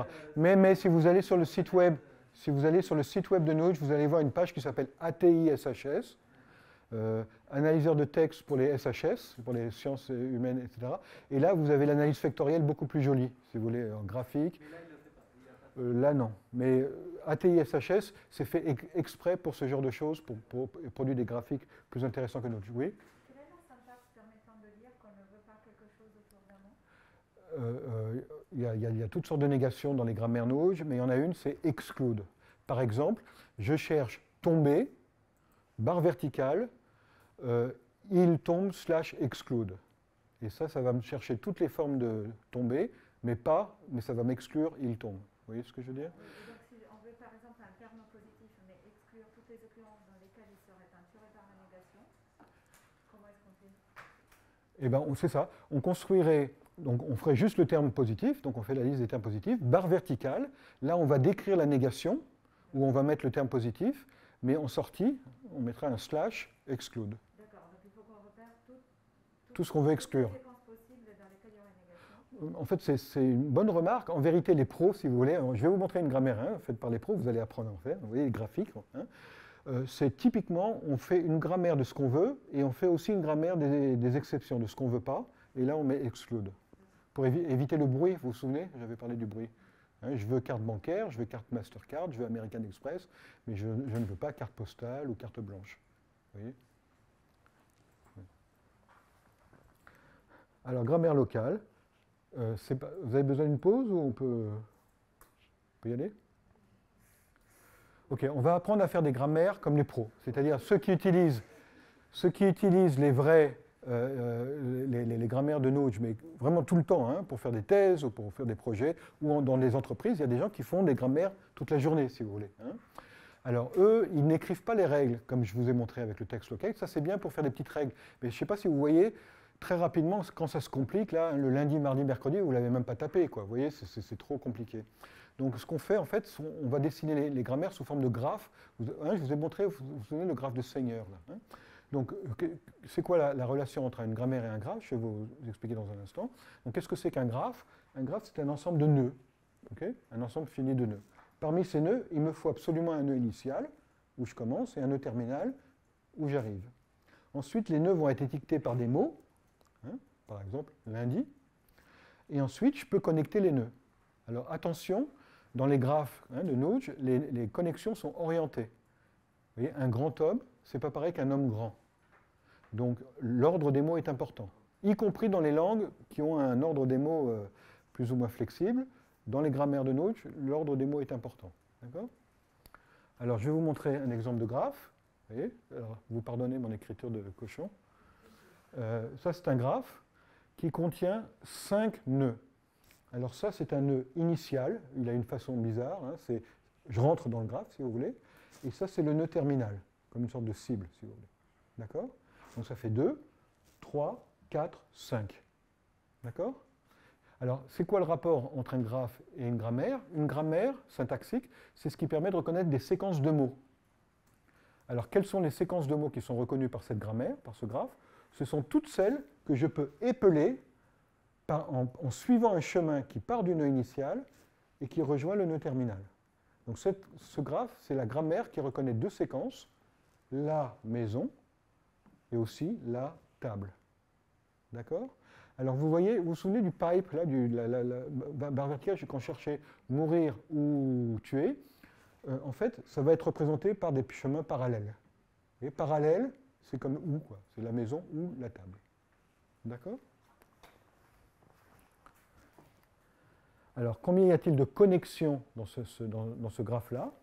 Eh bien, j'ai une connexion entre la et maison, une autre entre la et table, une autre entre table et nœud terminal, et une autre entre maison et le nœud terminal, et enfin une autre entre le nœud initial et le mot là. Vous voyez? Si vous avez oublié, par exemple, de mettre cette connexion, il ne va pas reconnaître la maison. Vous voyez? Il faut vraiment qu'il arrive jusqu'au nœud terminal pour que la séquence soit reconnue. Pensez à bien tout connecter. Attention, là est suivi par maison, donc il y a une connexion qui part d'ici et qui arrive là. Si vous pouvez très bien faire une connexion de maison à là, mais ça ne marchera pas. Vous voyez, maison là, ce n'est pas pareil que la maison. Donc l'ordre des mots est important. L'orientation des connexions. Bon, ben c'est parti, allez-y. Vous me faites cette petite grammaire. Donc vous avez Notch, vous fermez votre texte, etc. Vous cliquez sur File, New Grammar. Et cette fois, vous gardez l'option Graphical Editor et vous cliquez sur Syntaxe. Puis vous me montrez. Vous devriez avoir une grammaire magnifique, mais vide. Syntaxe, c'est en bas à droite. En bas à droite. À droite, voilà. Voilà. Très bien. Vous voyez? Très bien. Donc fermez tout ça, puis File New Grammar. New Grammar. Et là, syntaxe à droite, en bas. Voilà. File New Grammar, pas Open, hein, File New Grammar. On va créer une nouvelle grammaire. Parfait. Qui a du mal? File New Grammar, c'est bon? Vous allez, comment on dit, faire glisser. Ce que je voudrais, si vous voulez, c'est que le nœud initial, vous le mettiez à peu près ici, au milieu, à gauche, et le nœud terminal, à peu près ici, au milieu, à droite. D'accord? Donc vous les faites glisser. Hein, c'est bon? Attention de ne pas cliquer. Hein. OK? Alors ensuite, si vous voulez créer un nouveau nœud, entre le nœud initial et le nœud terminal, ah oui, pardon, j'ai vu que vous avez fait déjà des choses, CTRL Z pour annuler toutes vos opérations. CTRL Z hein, pour revenir en arrière. Hein. J'aimerais que vous partiez de zéro, hein, allez pas trop vite. Donc vous avez un nœud initial ici, un nœud terminal ici, je voudrais créer un nouveau nœud. Alors vous CTRL-cliquez, alors CTRL-cliquer ça veut dire, attention de ne pas double-cliquer. Hein. CTRL-cliquer, vous appuyez sur la touche CTRL et vous cliquez une seule fois au milieu, et là vous allez taper là, LA. Et une fois que vous avez tapé là, que vous êtes content avec ce que vous avez tapé, CTRL Entrée pour valider. D'accord? En principe, ça clignote, ce qui veut dire danger. Donc vous cliquez n'importe où, mais pas sur un nœud, pour désélectionner. Vous recommencez avec Maison, vous CTRL-cliquez quelque part pour créer le nœud Maison, vous tapez Maison, CTRL Entrée pour valider. Est-ce qu'on supprime un E? Oui, vous le supprimez, oui. Voilà, CTRL Entrée pour valider. Ah non, vous n'avez pas validé. CTRL Z hein, pour annuler. Voilà. Voilà. Oh là là, CTRL cliquer pour cliquer. CTRL cliquer. Bon. Maison. CTRL Entrée, sortez. Voilà. Cliquez n'importe où parce que là il est sélectionné. Pour désélectionner, voilà. CTRL cliquer sur ce nœud-là. Non, là vous n'avez pas. CTRL c'est avec les touches CTRL. CTRL Z. CTRL cliquer. Voilà, et effacez le. D'accord, merci. CTRL Entrée pour valider, voilà. Maintenant, cliquez ici, CTRL cliquez ici, et là vous mettez table, TABLE, et CTRL Entrée pour valider. Et là vous cliquez n'importe où pour désélectionner. Voilà. Tout le monde a réussi à créer ces trois nœuds, là, maison et table. Maintenant, je vais vous apprendre à les connecter. Alors c'est facile en fait. Pour connecter un nœud source à un nœud cible, bah, vous cliquez d'abord sur le nœud source, et après sur le nœud cible. N'oubliez pas CTRL Z hein, pour annuler quand on fait des bêtises.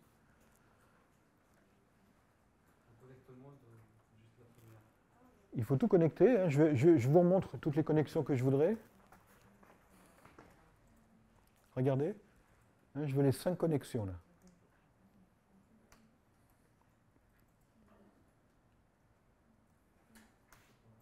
Sur le graphe, on ne voit pas l'orientation. Si, en fait, vous voyez, là, je vois que là est suivi par maison. Et maison est suivi par ça. Regardez, si, cliquez juste pour rire, hein, on va faire une bêtise. Cliquez sur maison. Maintenant, cliquez sur là. Vous voyez? Vous voyez ce que je veux dire? CTRL Z pour annuler. D'accord? Hein, bon, il y a des langues, par exemple l'arabe ou l'hébreu, où le graphe serait de droite à gauche, hein, mais c'est le même principe. Hein.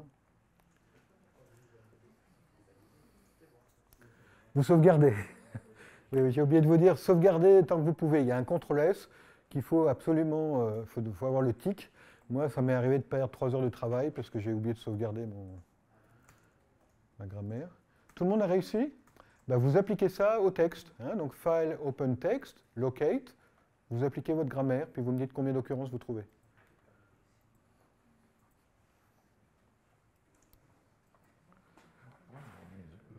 Alors, CTRL-cliquer pour CTRL-cliquer. Oui, là vous tapez votre mot, maison. Enlevez le E, là, tout ça, enlevez tout ça. Effacez tout ça. Effacez tout ce qu'il y a dans le truc. Voilà, tapez maison, M-A-I-S-O-N. Et CTRL Entrée pour valider. CTRL Entrée.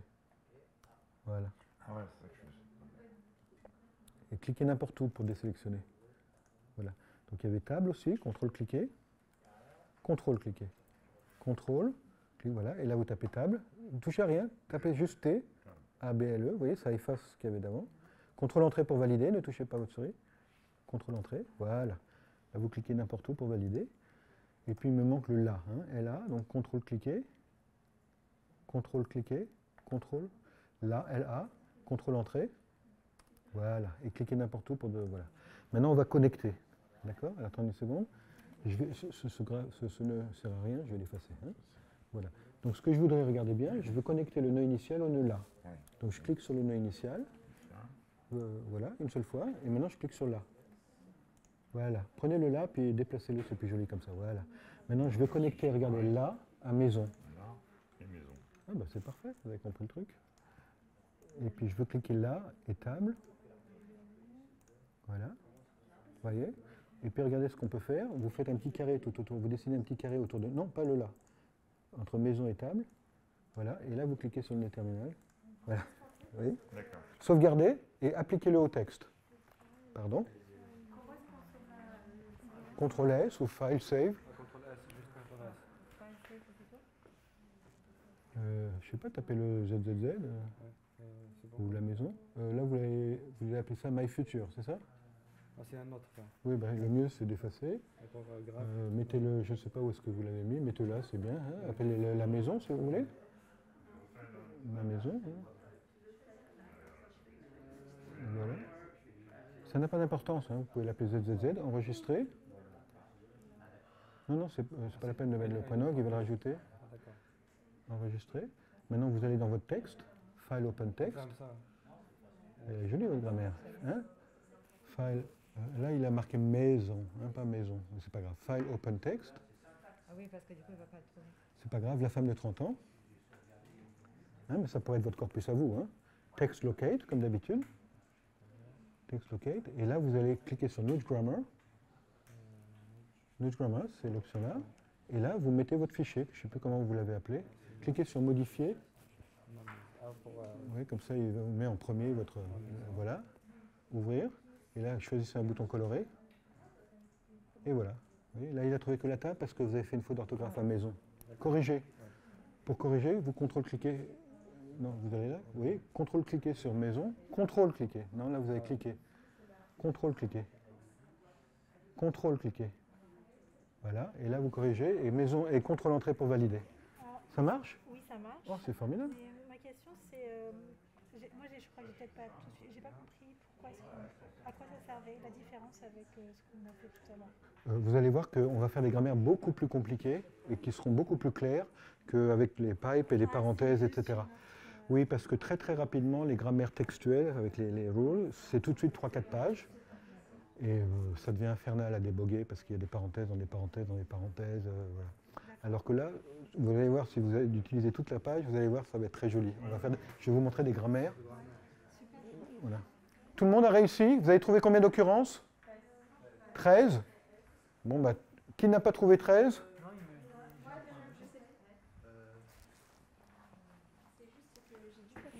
Montrez-moi votre grammaire, elle est peut-être en bas là. Ah bon, parce que vous avez mis maison entre crochets, c'est ça? Ah, d'accord. Oui?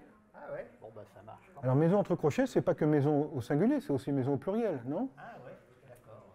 Non, j'avais demandé juste la maison ou la table. D'accord, c'est pour ça qu'il y en a deux. Voilà, oui, vous avez mis L en majuscule. S'il vous plaît, si vous mettez un mot en majuscule, vous imposez à Nudge qui ne trouve ce mot que en majuscule. Ça vous permet par exemple de faire un dictionnaire de prénoms. Vous voyez, vous allez mettre Pierre en P majuscule. Pierre, c'est un prénom masculin. Et s'il trouve Pierre en minuscule dans le texte, ce ne sera pas une occurrence. Vous voyez? Donc il y a des règles comme ça de majuscule, minuscule.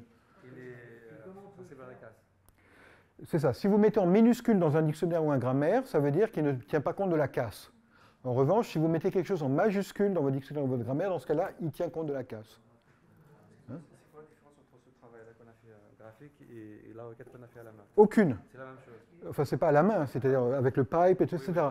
C'est juste que les grammaires, vous voyez, la grammaire, vous vous souvenez du lundi, mardi, mercredi prochain, vous ne l'avez pas tapé. Vous vous souvenez? Parce que ça devient beaucoup trop compliqué, il va y avoir des parenthèses dans des parenthèses dans des parenthèses. La grammaire, elle va faire 4 pages, et ça va être beaucoup plus simple de la voir graphiquement. Je vais vous la montrer dans un instant. D'accord? Tout le monde a réussi? Ah bah tiens, exercice là. Ajoutez-moi petite et une.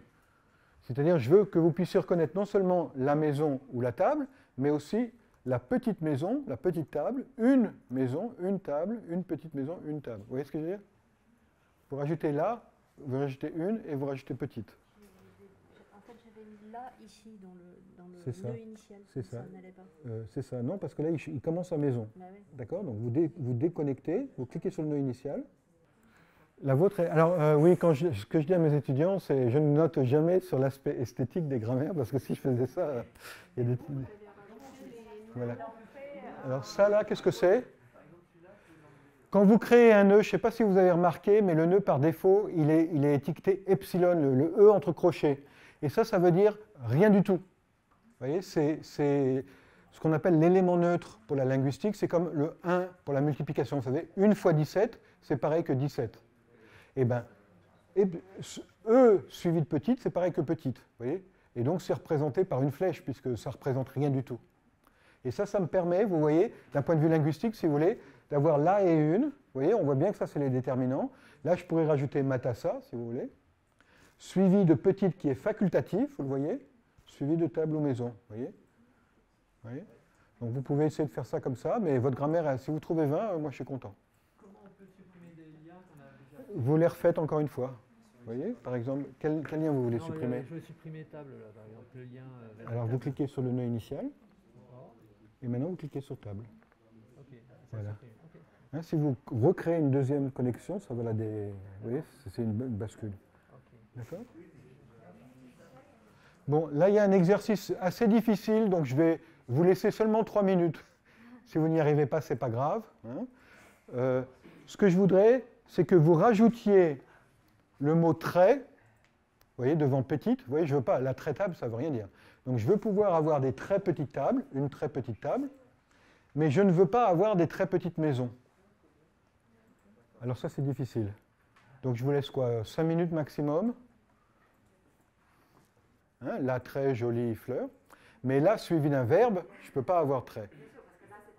Voilà. Donc, au lieu de petite, pensez à verbe, vous voyez ce que je veux dire?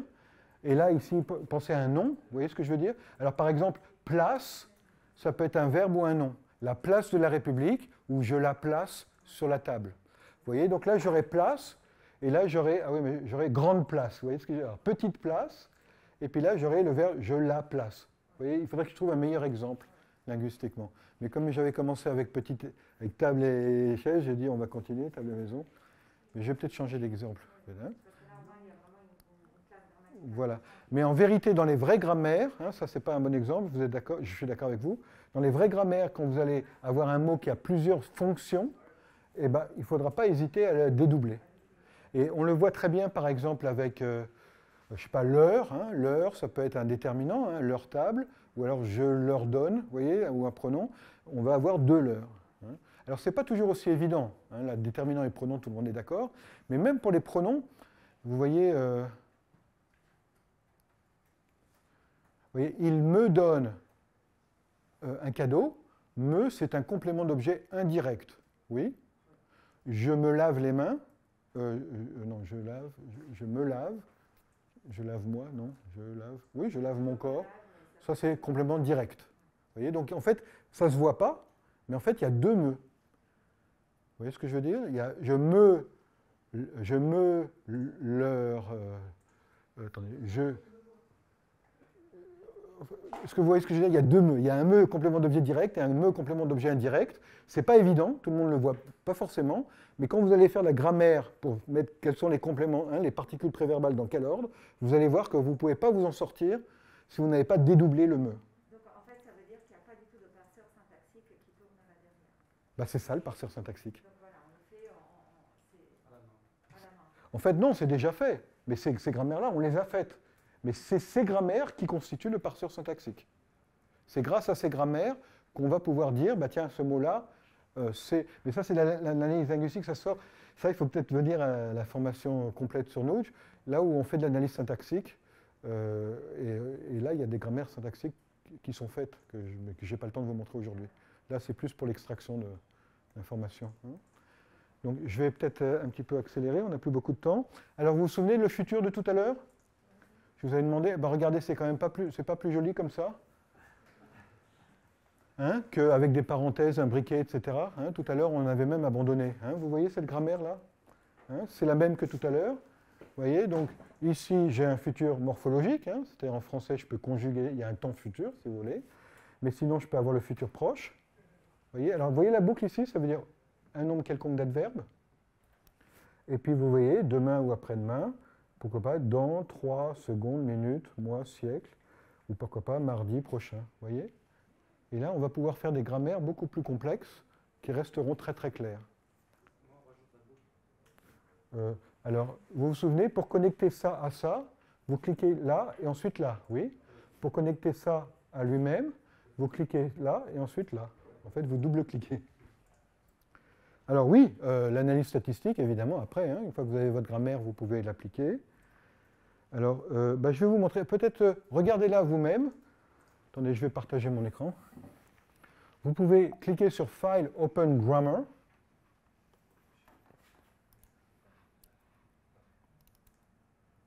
Non, il est là.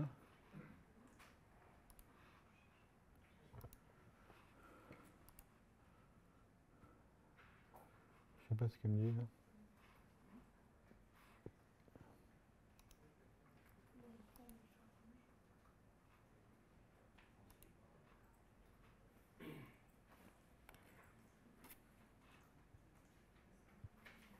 Donc je recommence.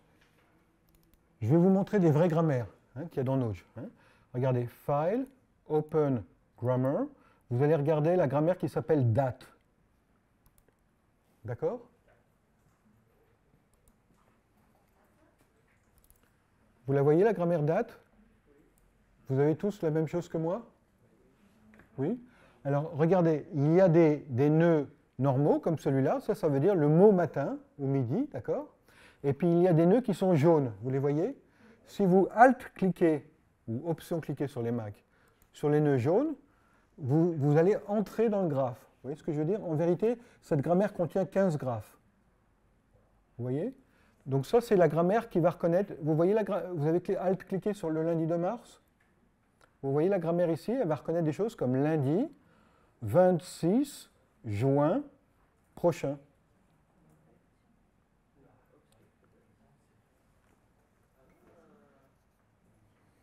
Tout le monde a réussi à faire ça? Vous pouvez remonter avec les flèches. Vous voyez donc le graphe le lundi de mars. En fait, c'est le nom d'un graphe. Vous voyez, il y a marqué 15 graphes là. Oui? Donc, vous voyez, je clique sur Alt-clic sur le lundi de mars. Je rentre dans le graphe qui s'appelle le lundi de mars. D'accord? Et ça va reconnaître tous les compléments du type mardi 3 janvier. Vous voyez, il y a 3 sortes de mois. Vous voyez le mot 31 ici? Il est suivi seulement de janvier, mars, mai, alors que 30, c'est avril, vous voyez, et puis février, il n'y a que 29 jours. Ça va? Je vous en montre d'autres, des graphes. Dans la même chose, vous voyez le à 7 heures du matin, là? Donc je Alt-clique dessus, et là, vous avez à exactement 2 heures du matin. Et puis, regardez le moins le quart, ici. Si je Alt-clique sur le moins le quart, vous avez pile, 5, 10, écart. Vous voyez ce que je veux dire? C'est les heures informelles. On va pas dire, ce graphe-là ne va pas reconnaître 13h07, il reconnaîtra 1h15 de l'après-midi. Vous voyez? Le graphe qui reconnaît le 13h07, le voilà, il est là. Vous voyez, j'ai plusieurs sortes d'heures, si vous voulez. Vous voyez? Et vous voyez, ces graphes se combinent. Parce que là, par exemple, celui-là, il va reconnaître mardi 4 juillet vers 10h15. Vous voyez? Alors regardez le il y a 10 jours. Vous voyez le graphe qui s'appelle il y a 10 jours là? Si je Alt-clique dessus, il y a à peu près. Alors vous vous souvenez du NB? Ça veut dire n'importe quel nombre. En fait, j'avais un peu triché. C'est n'importe quelle séquence de chiffres arabes. Par exemple, 17, ça va s'écrire 1 suivi de 7. Mais en fait, on peut aussi écrire en toutes lettres. Alors ça, c'est dénum. Vous voyez, dénum ici, c'est déterminant numérique. Si je Alt-clique dessus, j'ai tous les nombres de 2 à 99, de 100 à 999, et après les milliers et les millions. Si je clique ici, vous voyez, ça, c'est toutes les façons qu'on a d'exprimer un nombre en toutes lettres en français, de 2 à 99.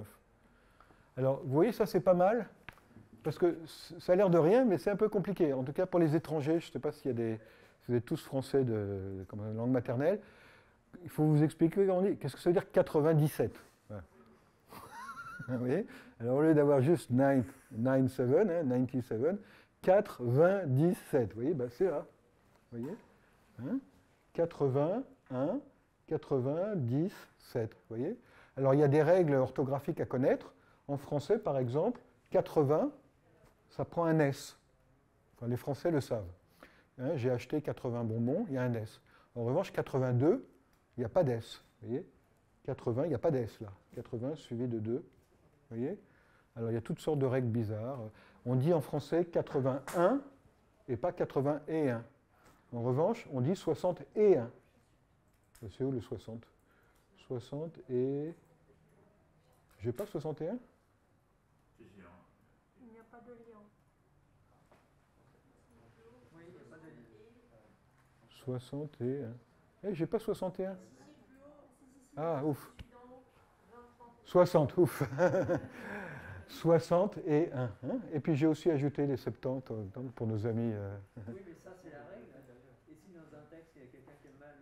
Bah, ça dépend de l'application. Alors, bon, ça, c'est une application linguistique. On veut décrire la langue française telle qu'elle, parce que vous vous souvenez, dans les grammaires, on peut avoir deux langues. Par exemple, j'analyse de l'anglais et je produis le français. Dans ce cas-là, je ne veux pas produire des fautes. Deuxième exemple, je veux faire un correcteur orthographique. Donc là, je ne veux pas reconnaître comme correct des choses qui sont incorrectes. Vous voyez, il y a toutes sortes d'applications où on a besoin d'avoir une bonne description. Mais attention quand même, c'est un piège, parce que ça, j'entends souvent mes étudiants qui disent « Mais monsieur, c'est pas grave, on ne trouvera jamais... » Ils écrivent une grammaire fausse, et après ils me disent « Monsieur, c'est pas grave, on ne trouvera jamais cette faute dans un texte. » Oui, mais alors moi, je peux vous faire une grammaire, regardez, qui va reconnaître toutes les phrases du français. Je ne sais plus où est-ce qu'il est mon stylo. Voilà, ça c'est une grammaire qui va reconnaître toutes les phrases du français.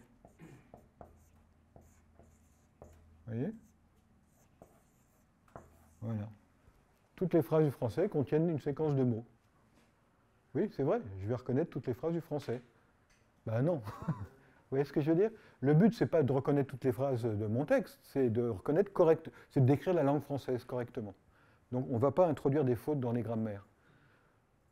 Hein, on peut imaginer des applications, hein, peut-être en épidémiologie, où on se moque, on ne veut pas décrire la langue française, on veut juste trouver des informations. Donc dans ce cas-là, ce que vous dites est parfaitement bon. Mais en général, ce qu'on donne par défaut, c'est quand vous téléchargez Notch, on essaie de ne pas vous donner des grammaires fausses. Donc ce sont des grammaires que vous pouvez utiliser en analyse, mais aussi en production. Vous voyez là, dans cette grammaire, par exemple, je peux cliquer sur Generate, et puis hop, il va produire tous les nombres. Automatiquement. Hein. Ça peut... Notch est aussi utilisé en génération de texte. Oui? Ce graphique, en fait, comment a été construit? C'est plusieurs graphiques qui sont liés? C'est ça. Dans une grammaire, il y a 15 graphes ici. Là, hein. On les a imbriqués après. Ben, en fait, c'est dans le menu, vous voyez, vous pouvez cliquer sur Grammar, et là, Show Structure, et là, vous voyez toute la structure de la grammaire. Vous voyez, donc vous pouvez cliquer ici, vous voyez, et puis vous pouvez vous promener de graphe à graphe. Vous pouvez créer un nouveau, vous voyez, dans le menu, vous pouvez créer un nouveau graphe, vous voyez, New Graph, vous pouvez effacer les graphes, enfin voilà, une grammaire, ça peut correspondre à plusieurs graphes. De la même façon que dans une grammaire, vous vous souvenez des grammaires textuelles, là, vous pouvez avoir plusieurs règles de grammaire dans une grammaire. Hein, vous pouvez avoir mort égale, mourir, assassiner, tuer. Ensuite, amour égale, aimer, admirer, amoureux. Vous voyez, vous pouvez avoir plusieurs règles de grammaire dans une grammaire. Vous pouvez avoir plusieurs graphes dans une grammaire aussi. D'accord? Est-ce qu'on a accès à des grammaires, des graphes qui sont déjà un peu génériques, mais prêts pour... Absolument. Là, il y a bien une trentaine de grammaires qui sont peut-être là vous faites File Open Grammar. Ah d'accord, ça c'est déjà intégré... Oui, oui, c'est là quand vous téléchargez Notch. Hein. Et sinon, s'il vous manque des choses, allez sur le site web de Notch. Il y a des ressources, il y a une page qui s'appelle Ressources. Et puis vous pouvez, n'hésitez pas à contacter les auteurs. Hein. Le dictionnaire, par exemple, du français, il est dedans. Hein. Faites File Open Dictionary, vous allez le trouver, tout en clair. Hein. D'accord? Et c'est pareil pour les autres langues. On a une trentaine de langues. Hein. Vous avez des groupes de travail qui travaillent sur des graphes Absolument, oui, oui, oui, oui. vous avez une liste ou... Oui, absolument.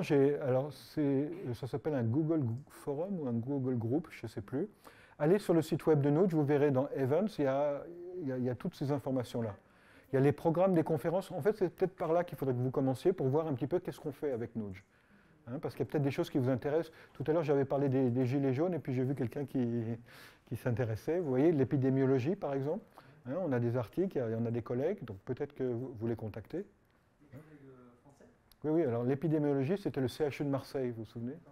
Non, parce qu'il y a des plateformes qui se mettent en place à l'heure actuelle qui font appel aux outils, on va dire, intelligence artificielle, mais Oui, oui, absolument. à ma connaissance, absolument pas la linguistique. Bah, c'est ce que je disais, hein, je fais partie un petit peu d'une école minoritaire, c'est peut-être pour ça que j'ai été invité à vous présenter quelque chose d'un peu différent de ce que vous connaissez, peut-être, hein, pour que vous voyez qu'il y a une autre façon de faire. Voilà. Alors, comme votre collègue dit, peut-être que c'est peut-être hybride, peut-être une approche hybride. Hein. En tout cas, je voudrais juste que vous connaissiez cette approche-là. Elle a un défaut, hein, c'était votre première réaction. Oh, quelle horreur, ça va être difficile de construire ces ressources. Mais en fait, je vous assure, c'est pas si horrible que ça. Et une fois que c'est fait, là, vous avez un petit trésor. Hein. Les entreprises qui ont, par exemple, qui embauchent 2 documentalistes pour faire des graphes comme ça à longueur de journée, ces personnes-là signent vous savez, un NDA que si elles quittent la boîte, elles n'ont pas le droit d'apporter leurs graphes. Hein. Hein, parce que ça, c'est la richesse, vous voyez. Ça s'appelle le corpus métier. Vous voyez. C'est la connaissance du métier. Hein. Je ne sais pas, au groupe Moniteur, par exemple, ils ont des dictionnaires des graphes qui leur permettent de reconnaître automatiquement, quand ils analysent des appels d'offres, par exemple, est-ce que la plomberie, par exemple, est impliquée. Et donc, ça permet, par exemple, au groupe Moniteur d'envoyer un mail automatique à leurs clients. Vous voyez, par exemple, s'il y a écrit quelque part, il y a un appel d'offres, une petite mairie en Auvergne veut construire une école maternelle, et bien automatiquement, dès qu'ils voient l'appel d'offres, vous voyez, ils sont branchés sur, je ne sais pas, Légifrance ou je ne sais pas où c'est, automatiquement, ils envoient un mail à une entreprise qui est dans la région, qui fabrique des toilettes pour enfants. C'est automatique, vous voyez. Je crois que ça s'appelle de la veille technologique, peut-être, je ne sais pas. Mais ça, c'est une offre du groupe Moniteur. Et les graphes qui tournent derrière, ce sont des graphes comme ça. Vous voyez. Mais conceptuellement, là, c'est vraiment important ce que vous dites, parce qu'en général, on l'avait bien vu dans l'exposé d'hier, en général, on va chercher une info brute et on va chercher l'info qui est la plus facilement accessible, le gros paquet, et on oublie en fait le petit détail qui, lui, peut être super important finalement. Oui. Donc je voudrais juste maîtriser la chose. Alors, ce qu'on a vu, c'est qu'on pouvait reconnaître des choses et faire de l'analyse statistique, mais je voudrais quand même, s'il reste un peu de temps, vous parler de l'annotation automatique. Vous voyez, si vous regardez cette grammaire, en fait, elle reconnaît tous les adverbes de date en français, hein, mais elle ne fait pas que ça, elle les annote. Vous voyez? C'est-à-dire que si dans un texte, vous appliquez cette grammaire, ça va modifier le texte, ça va ajouter des annotations. Comment vous voyez les annotations dans votre texte? Quand vous faites File Open Text, vous pouvez cliquer sur Show Annotations. Et là, vous allez les voir, les annotations. Par exemple, ici, regardez, si j'ai le texte La femme de 30 ans, je clique sur Show Text Annotation Structure, la tasse. Hein. Vous allez voir qu'il y a, regardez, adverbe de date, vous le voyez, la notation verte là.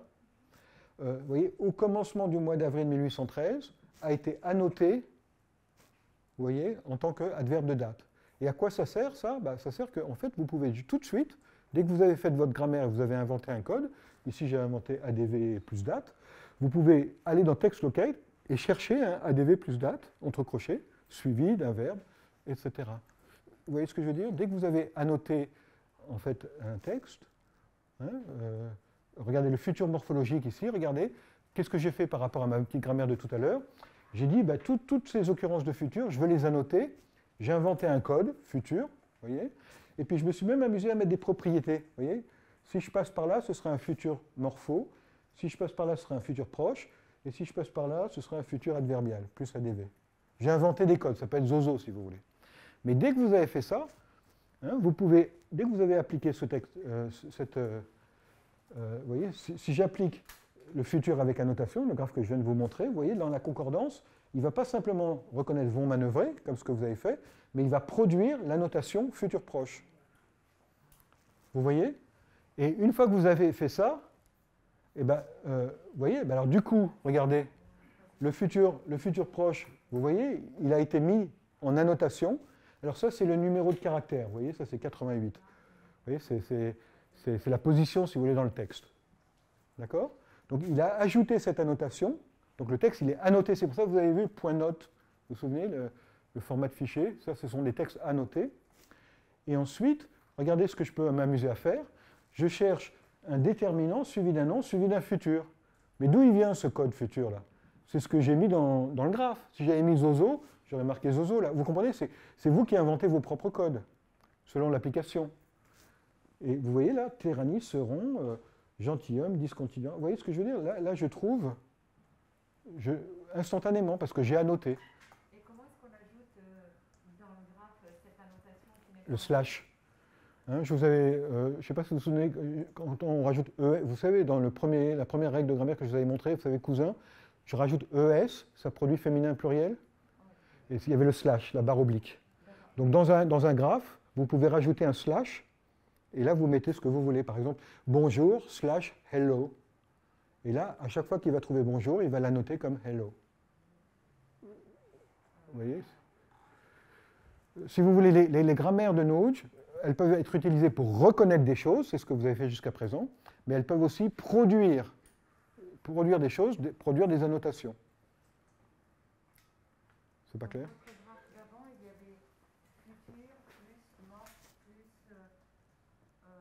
quelque chose. Voilà.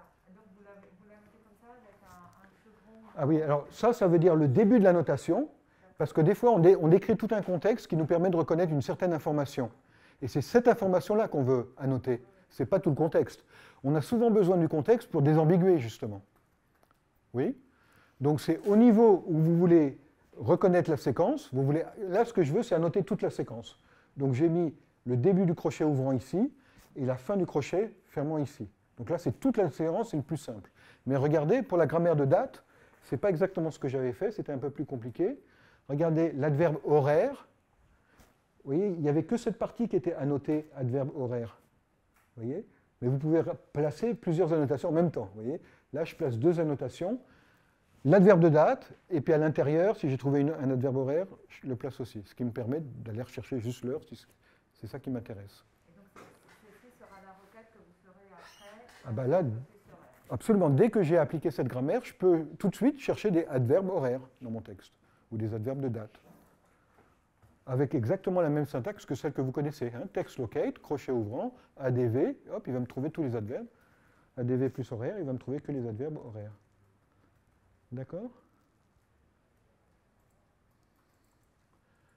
Alors, évidemment, une fois que vous avez annoté votre texte, il y a vous pouvez cliquer sur Text Export Annotations as XML. Je ne sais pas si parmi vous, il y a des gens qui connaissent XML.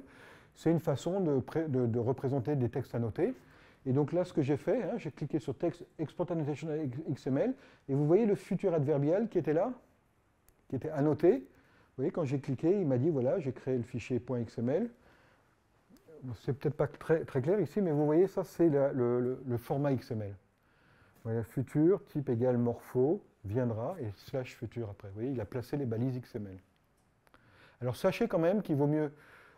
Node est plus puissant que XML, parce que dans XML, vous n'avez pas le droit d'avoir des annotations comme ça, vous savez, qui se chevauchent. Alors dans Node, oui. Hein, dans Node, ce n'est pas un problème. Par exemple, un exemple d'ambiguïté, hein, comme les textes sont ambigus d'un point de vue linguistique, si j'ai pomme de terre cuite, vous ne savez, Node ne sait pas si c'est une pomme de terre qui est cuite ou si c'est une pomme qui est en terre cuite. Vous voyez ce que je veux dire? Voilà. Donc Node, il va avoir ça, vous voyez, terre cuite et pomme de terre. Oui. Alors ça, dans XML, on n'a pas le droit. On n'a pas le droit d'avoir deux fois la même annotation. Voilà. Donc quand vous exportez, il faut faire attention. Il vaut mieux résoudre les ambiguïtés avant d'exporter. Voilà. Ce n'est pas un problème pour Node de traiter des textes ambigus. En revanche, XML ne peut pas représenter des textes ambigus. Alors juste une application, tout à l'heure je vous avais mentionné des applications industrielles. Alors ça, c'est une application qui a été faite en 3 mois. Ça, c'est peut-être, je crois, une trentaine de graphes, hein, donc c'est un peu plus compliqué. Ça, c'est une application qui prend justement des appels d'offres et qui automatiquement place l'URL du texte législatif correspondant. Vous voyez, si vous avez, selon l'article machin, selon le décret machin de 1973, et ben, l'arrêt, vous voyez, le décret de 1873, je ne sais pas quoi, va être annoté avec l'URL, c'est-à-dire l'adresse HTML, si vous voulez, de ce texte dans Légifrance. Légifrance, c'est le site web qui contient tous les articles juridique français.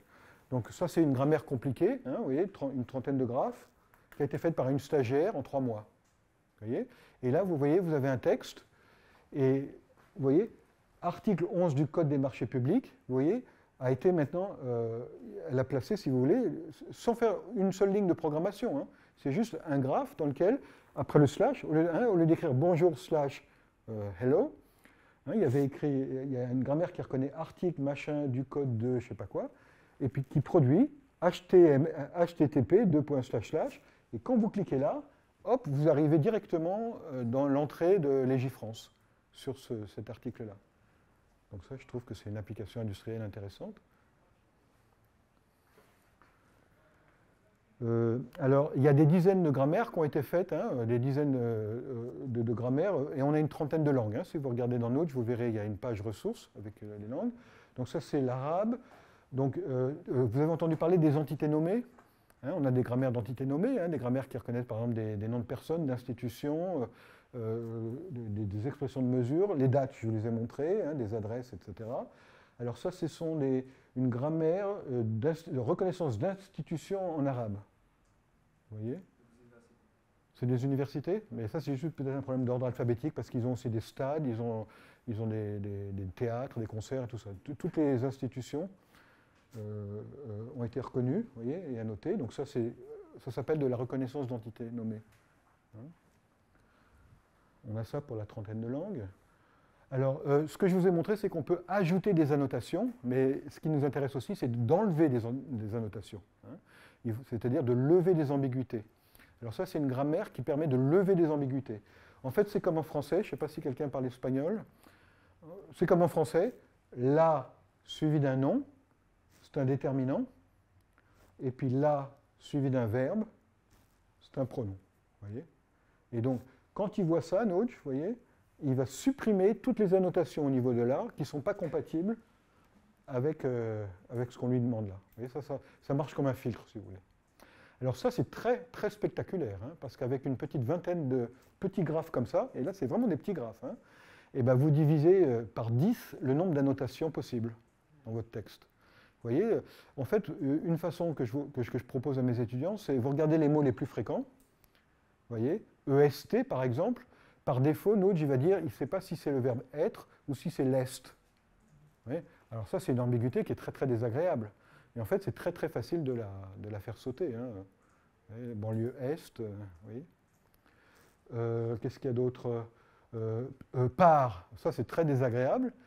Par, PAR, normalement c'est la préposition, dans 99,9% des cas, mais on a un terme de golf.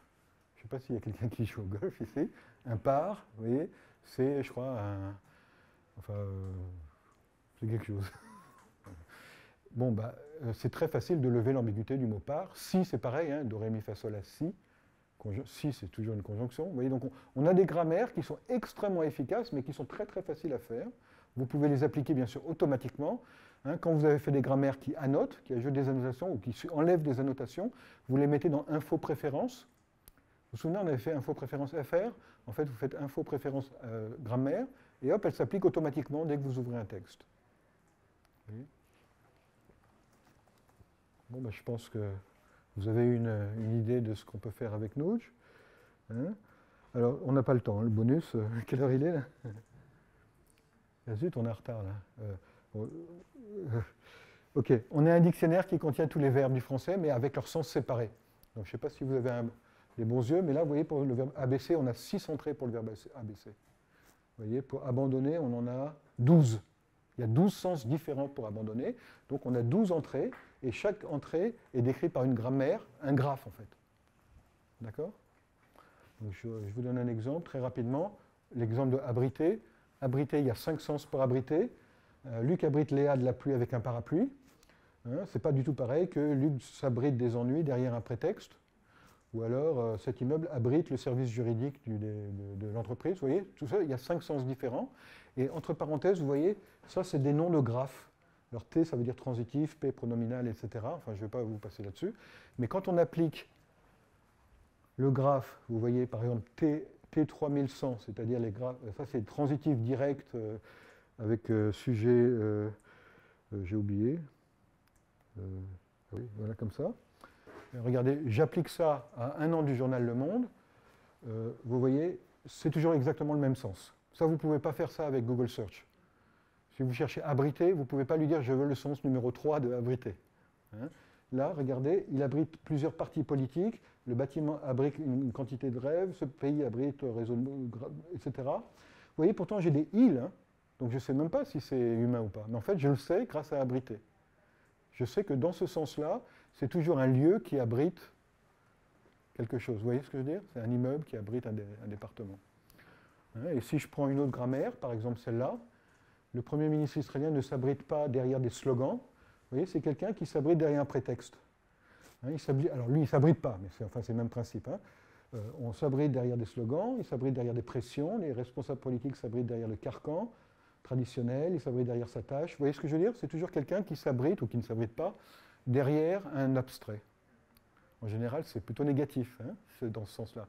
Vous voyez, on peut imaginer, hein, vous faites de la recherche, hein, de l'analyse, si vous voulez, de texte, peut-être que pour vous, abriter des réfugiés politiques, c'est positif, voyez, mais s'abriter derrière des prétextes, c'est négatif. Donc comment vous allez traiter abriter? Vous voyez ce que je veux dire? Avec ça, on peut dire, ah, ça c'est négatif, ça c'est positif.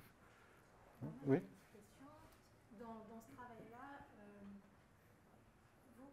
qui est-ce qu'on implique en termes humains? C'est-à-dire, est-ce que ça va être un documentaliste ou une documentaliste qui va faire ce travail avec des experts métiers, ou c'est plutôt les experts métiers qui vont... Comment est-ce que ça se passe pour, parce qu'il y a quand même un peu de... Il faut quand même maîtriser un peu le logiciel. Bon, il faut maîtriser le logiciel. Le logiciel, pour vraiment le maîtriser, c'est 1 semaine de formation. Donc j'organise ça, vous allez dans le page web, vous verrez, il y a des événements. Je reviens d'1 semaine de formation en Égypte, et en janvier, j'en fais une à Paris, si ça vous intéresse, c'est gratuit. Bon, ceci dit, ce que je viens de vous montrer là, ça, ce sont des linguistes. Il faut être linguiste pour bien décrire les contextes syntactico-sémantiques. Vous voyez, sujet humain, complément abstrait, bon, ça, c'est de la linguistique. En revanche, ce que vous mentionnez, ça, c'était le groupe Moniteur, par exemple. Alors là, oui, ils ont une équipe, je crois, de 3 documentalistes, qui ont chacun des magnifiques Mac avec des grands écrans, vous voyez, pour faire des grands graphes, et qui travaillent avec les responsables, comment on appelle ça, les spécialistes métiers. Donc il y a un dialogue qui se fait entre eux. Et, les chefs, si vous voulez, c'est les spécialistes métiers. Les documentalistes, ils leur demandent. Hein, ce terme-là, est-ce que c'est un terme de plomberie? Est-ce que ça intéresse telle entreprise, etc. Et c'est comme ça que ça fonctionne. Hein. Mais il y avait aussi, il y a eu un projet qui s'appelait le projet Storm. C'était un projet de coopération entre le musée Le Louvre à Paris et le musée d'archéologie au Caire, où là, et il y avait une troisième institution, ça c'était l'INA, je crois que c'est ça, Institut National d'Architecture, je crois. Enfin à Paris, je peux vous retrouver l'information si vous voulez. Et là, ils avaient toutes les fiches qui sont associées à des photos. Alors c'était des monuments. Alors ça peut être des pyramides, mais ça peut être aussi, surtout des mosquées, et puis des écoles coraniques, enfin tous les monuments qu'ils ont répertoriés au Caire, au musée du Caire, et qu'ils ont croisés avec ceux qui sont répertoriés en France, parce qu'en France on a beaucoup d'égyptologie aussi. Enfin, bon. Et donc, ils ont mis ça en trilingue, et alors là pareil, ce sont des gens qui s'y connaissent en architecture, qui sont capables de vous parler de la dynastie, la 3e dynastie, je sais pas, de Syrie, enfin voilà. Et ça, ce sont des connaisseurs qui travaillent avec les documentalistes. Oui. Ça, c'était joli parce que c'était en trois langues. Donc, c'était français, anglais et arabe. Donc, c'est une base de données qui est... Voilà. Donc, si vous n'avez qu'une seule chose à retenir, c'est qu'on peut faire des choses avec la linguistique. Hein, les méthodes où il y a des boîtes noires, si vous voulez, hein, stochastiques, où le truc, il travaille tout seul comme ça, et puis après, il vous sort des résultats. C'est très impressionnant et ça marche bien. J'ai envie de dire, c'est les 70%. Mais si vous voulez faire quelque chose de plus précis, si vous voulez être un peu plus, on va dire, exigeant, hein, et que vous commencez à regarder qu'est-ce qu'il y a derrière ce mot, c'était quoi, plant? Est-ce que c'est vraiment, hein, il y a un pic sur plant, ça veut dire quoi? Ben là, il faut commencer à penser que les formes graphiques, ce ne sont pas des informations. Hein, les formes graphiques, il faut qu'il y ait un lien, il faut établir le lien entre la forme graphique, orthographique, et puis l'unité de sens, quoi. Et ce n'est pas 1-1. D'accord? Et c'est avec ce genre d'outils qu'on y arrive. Bah, écoutez, je vous remercie.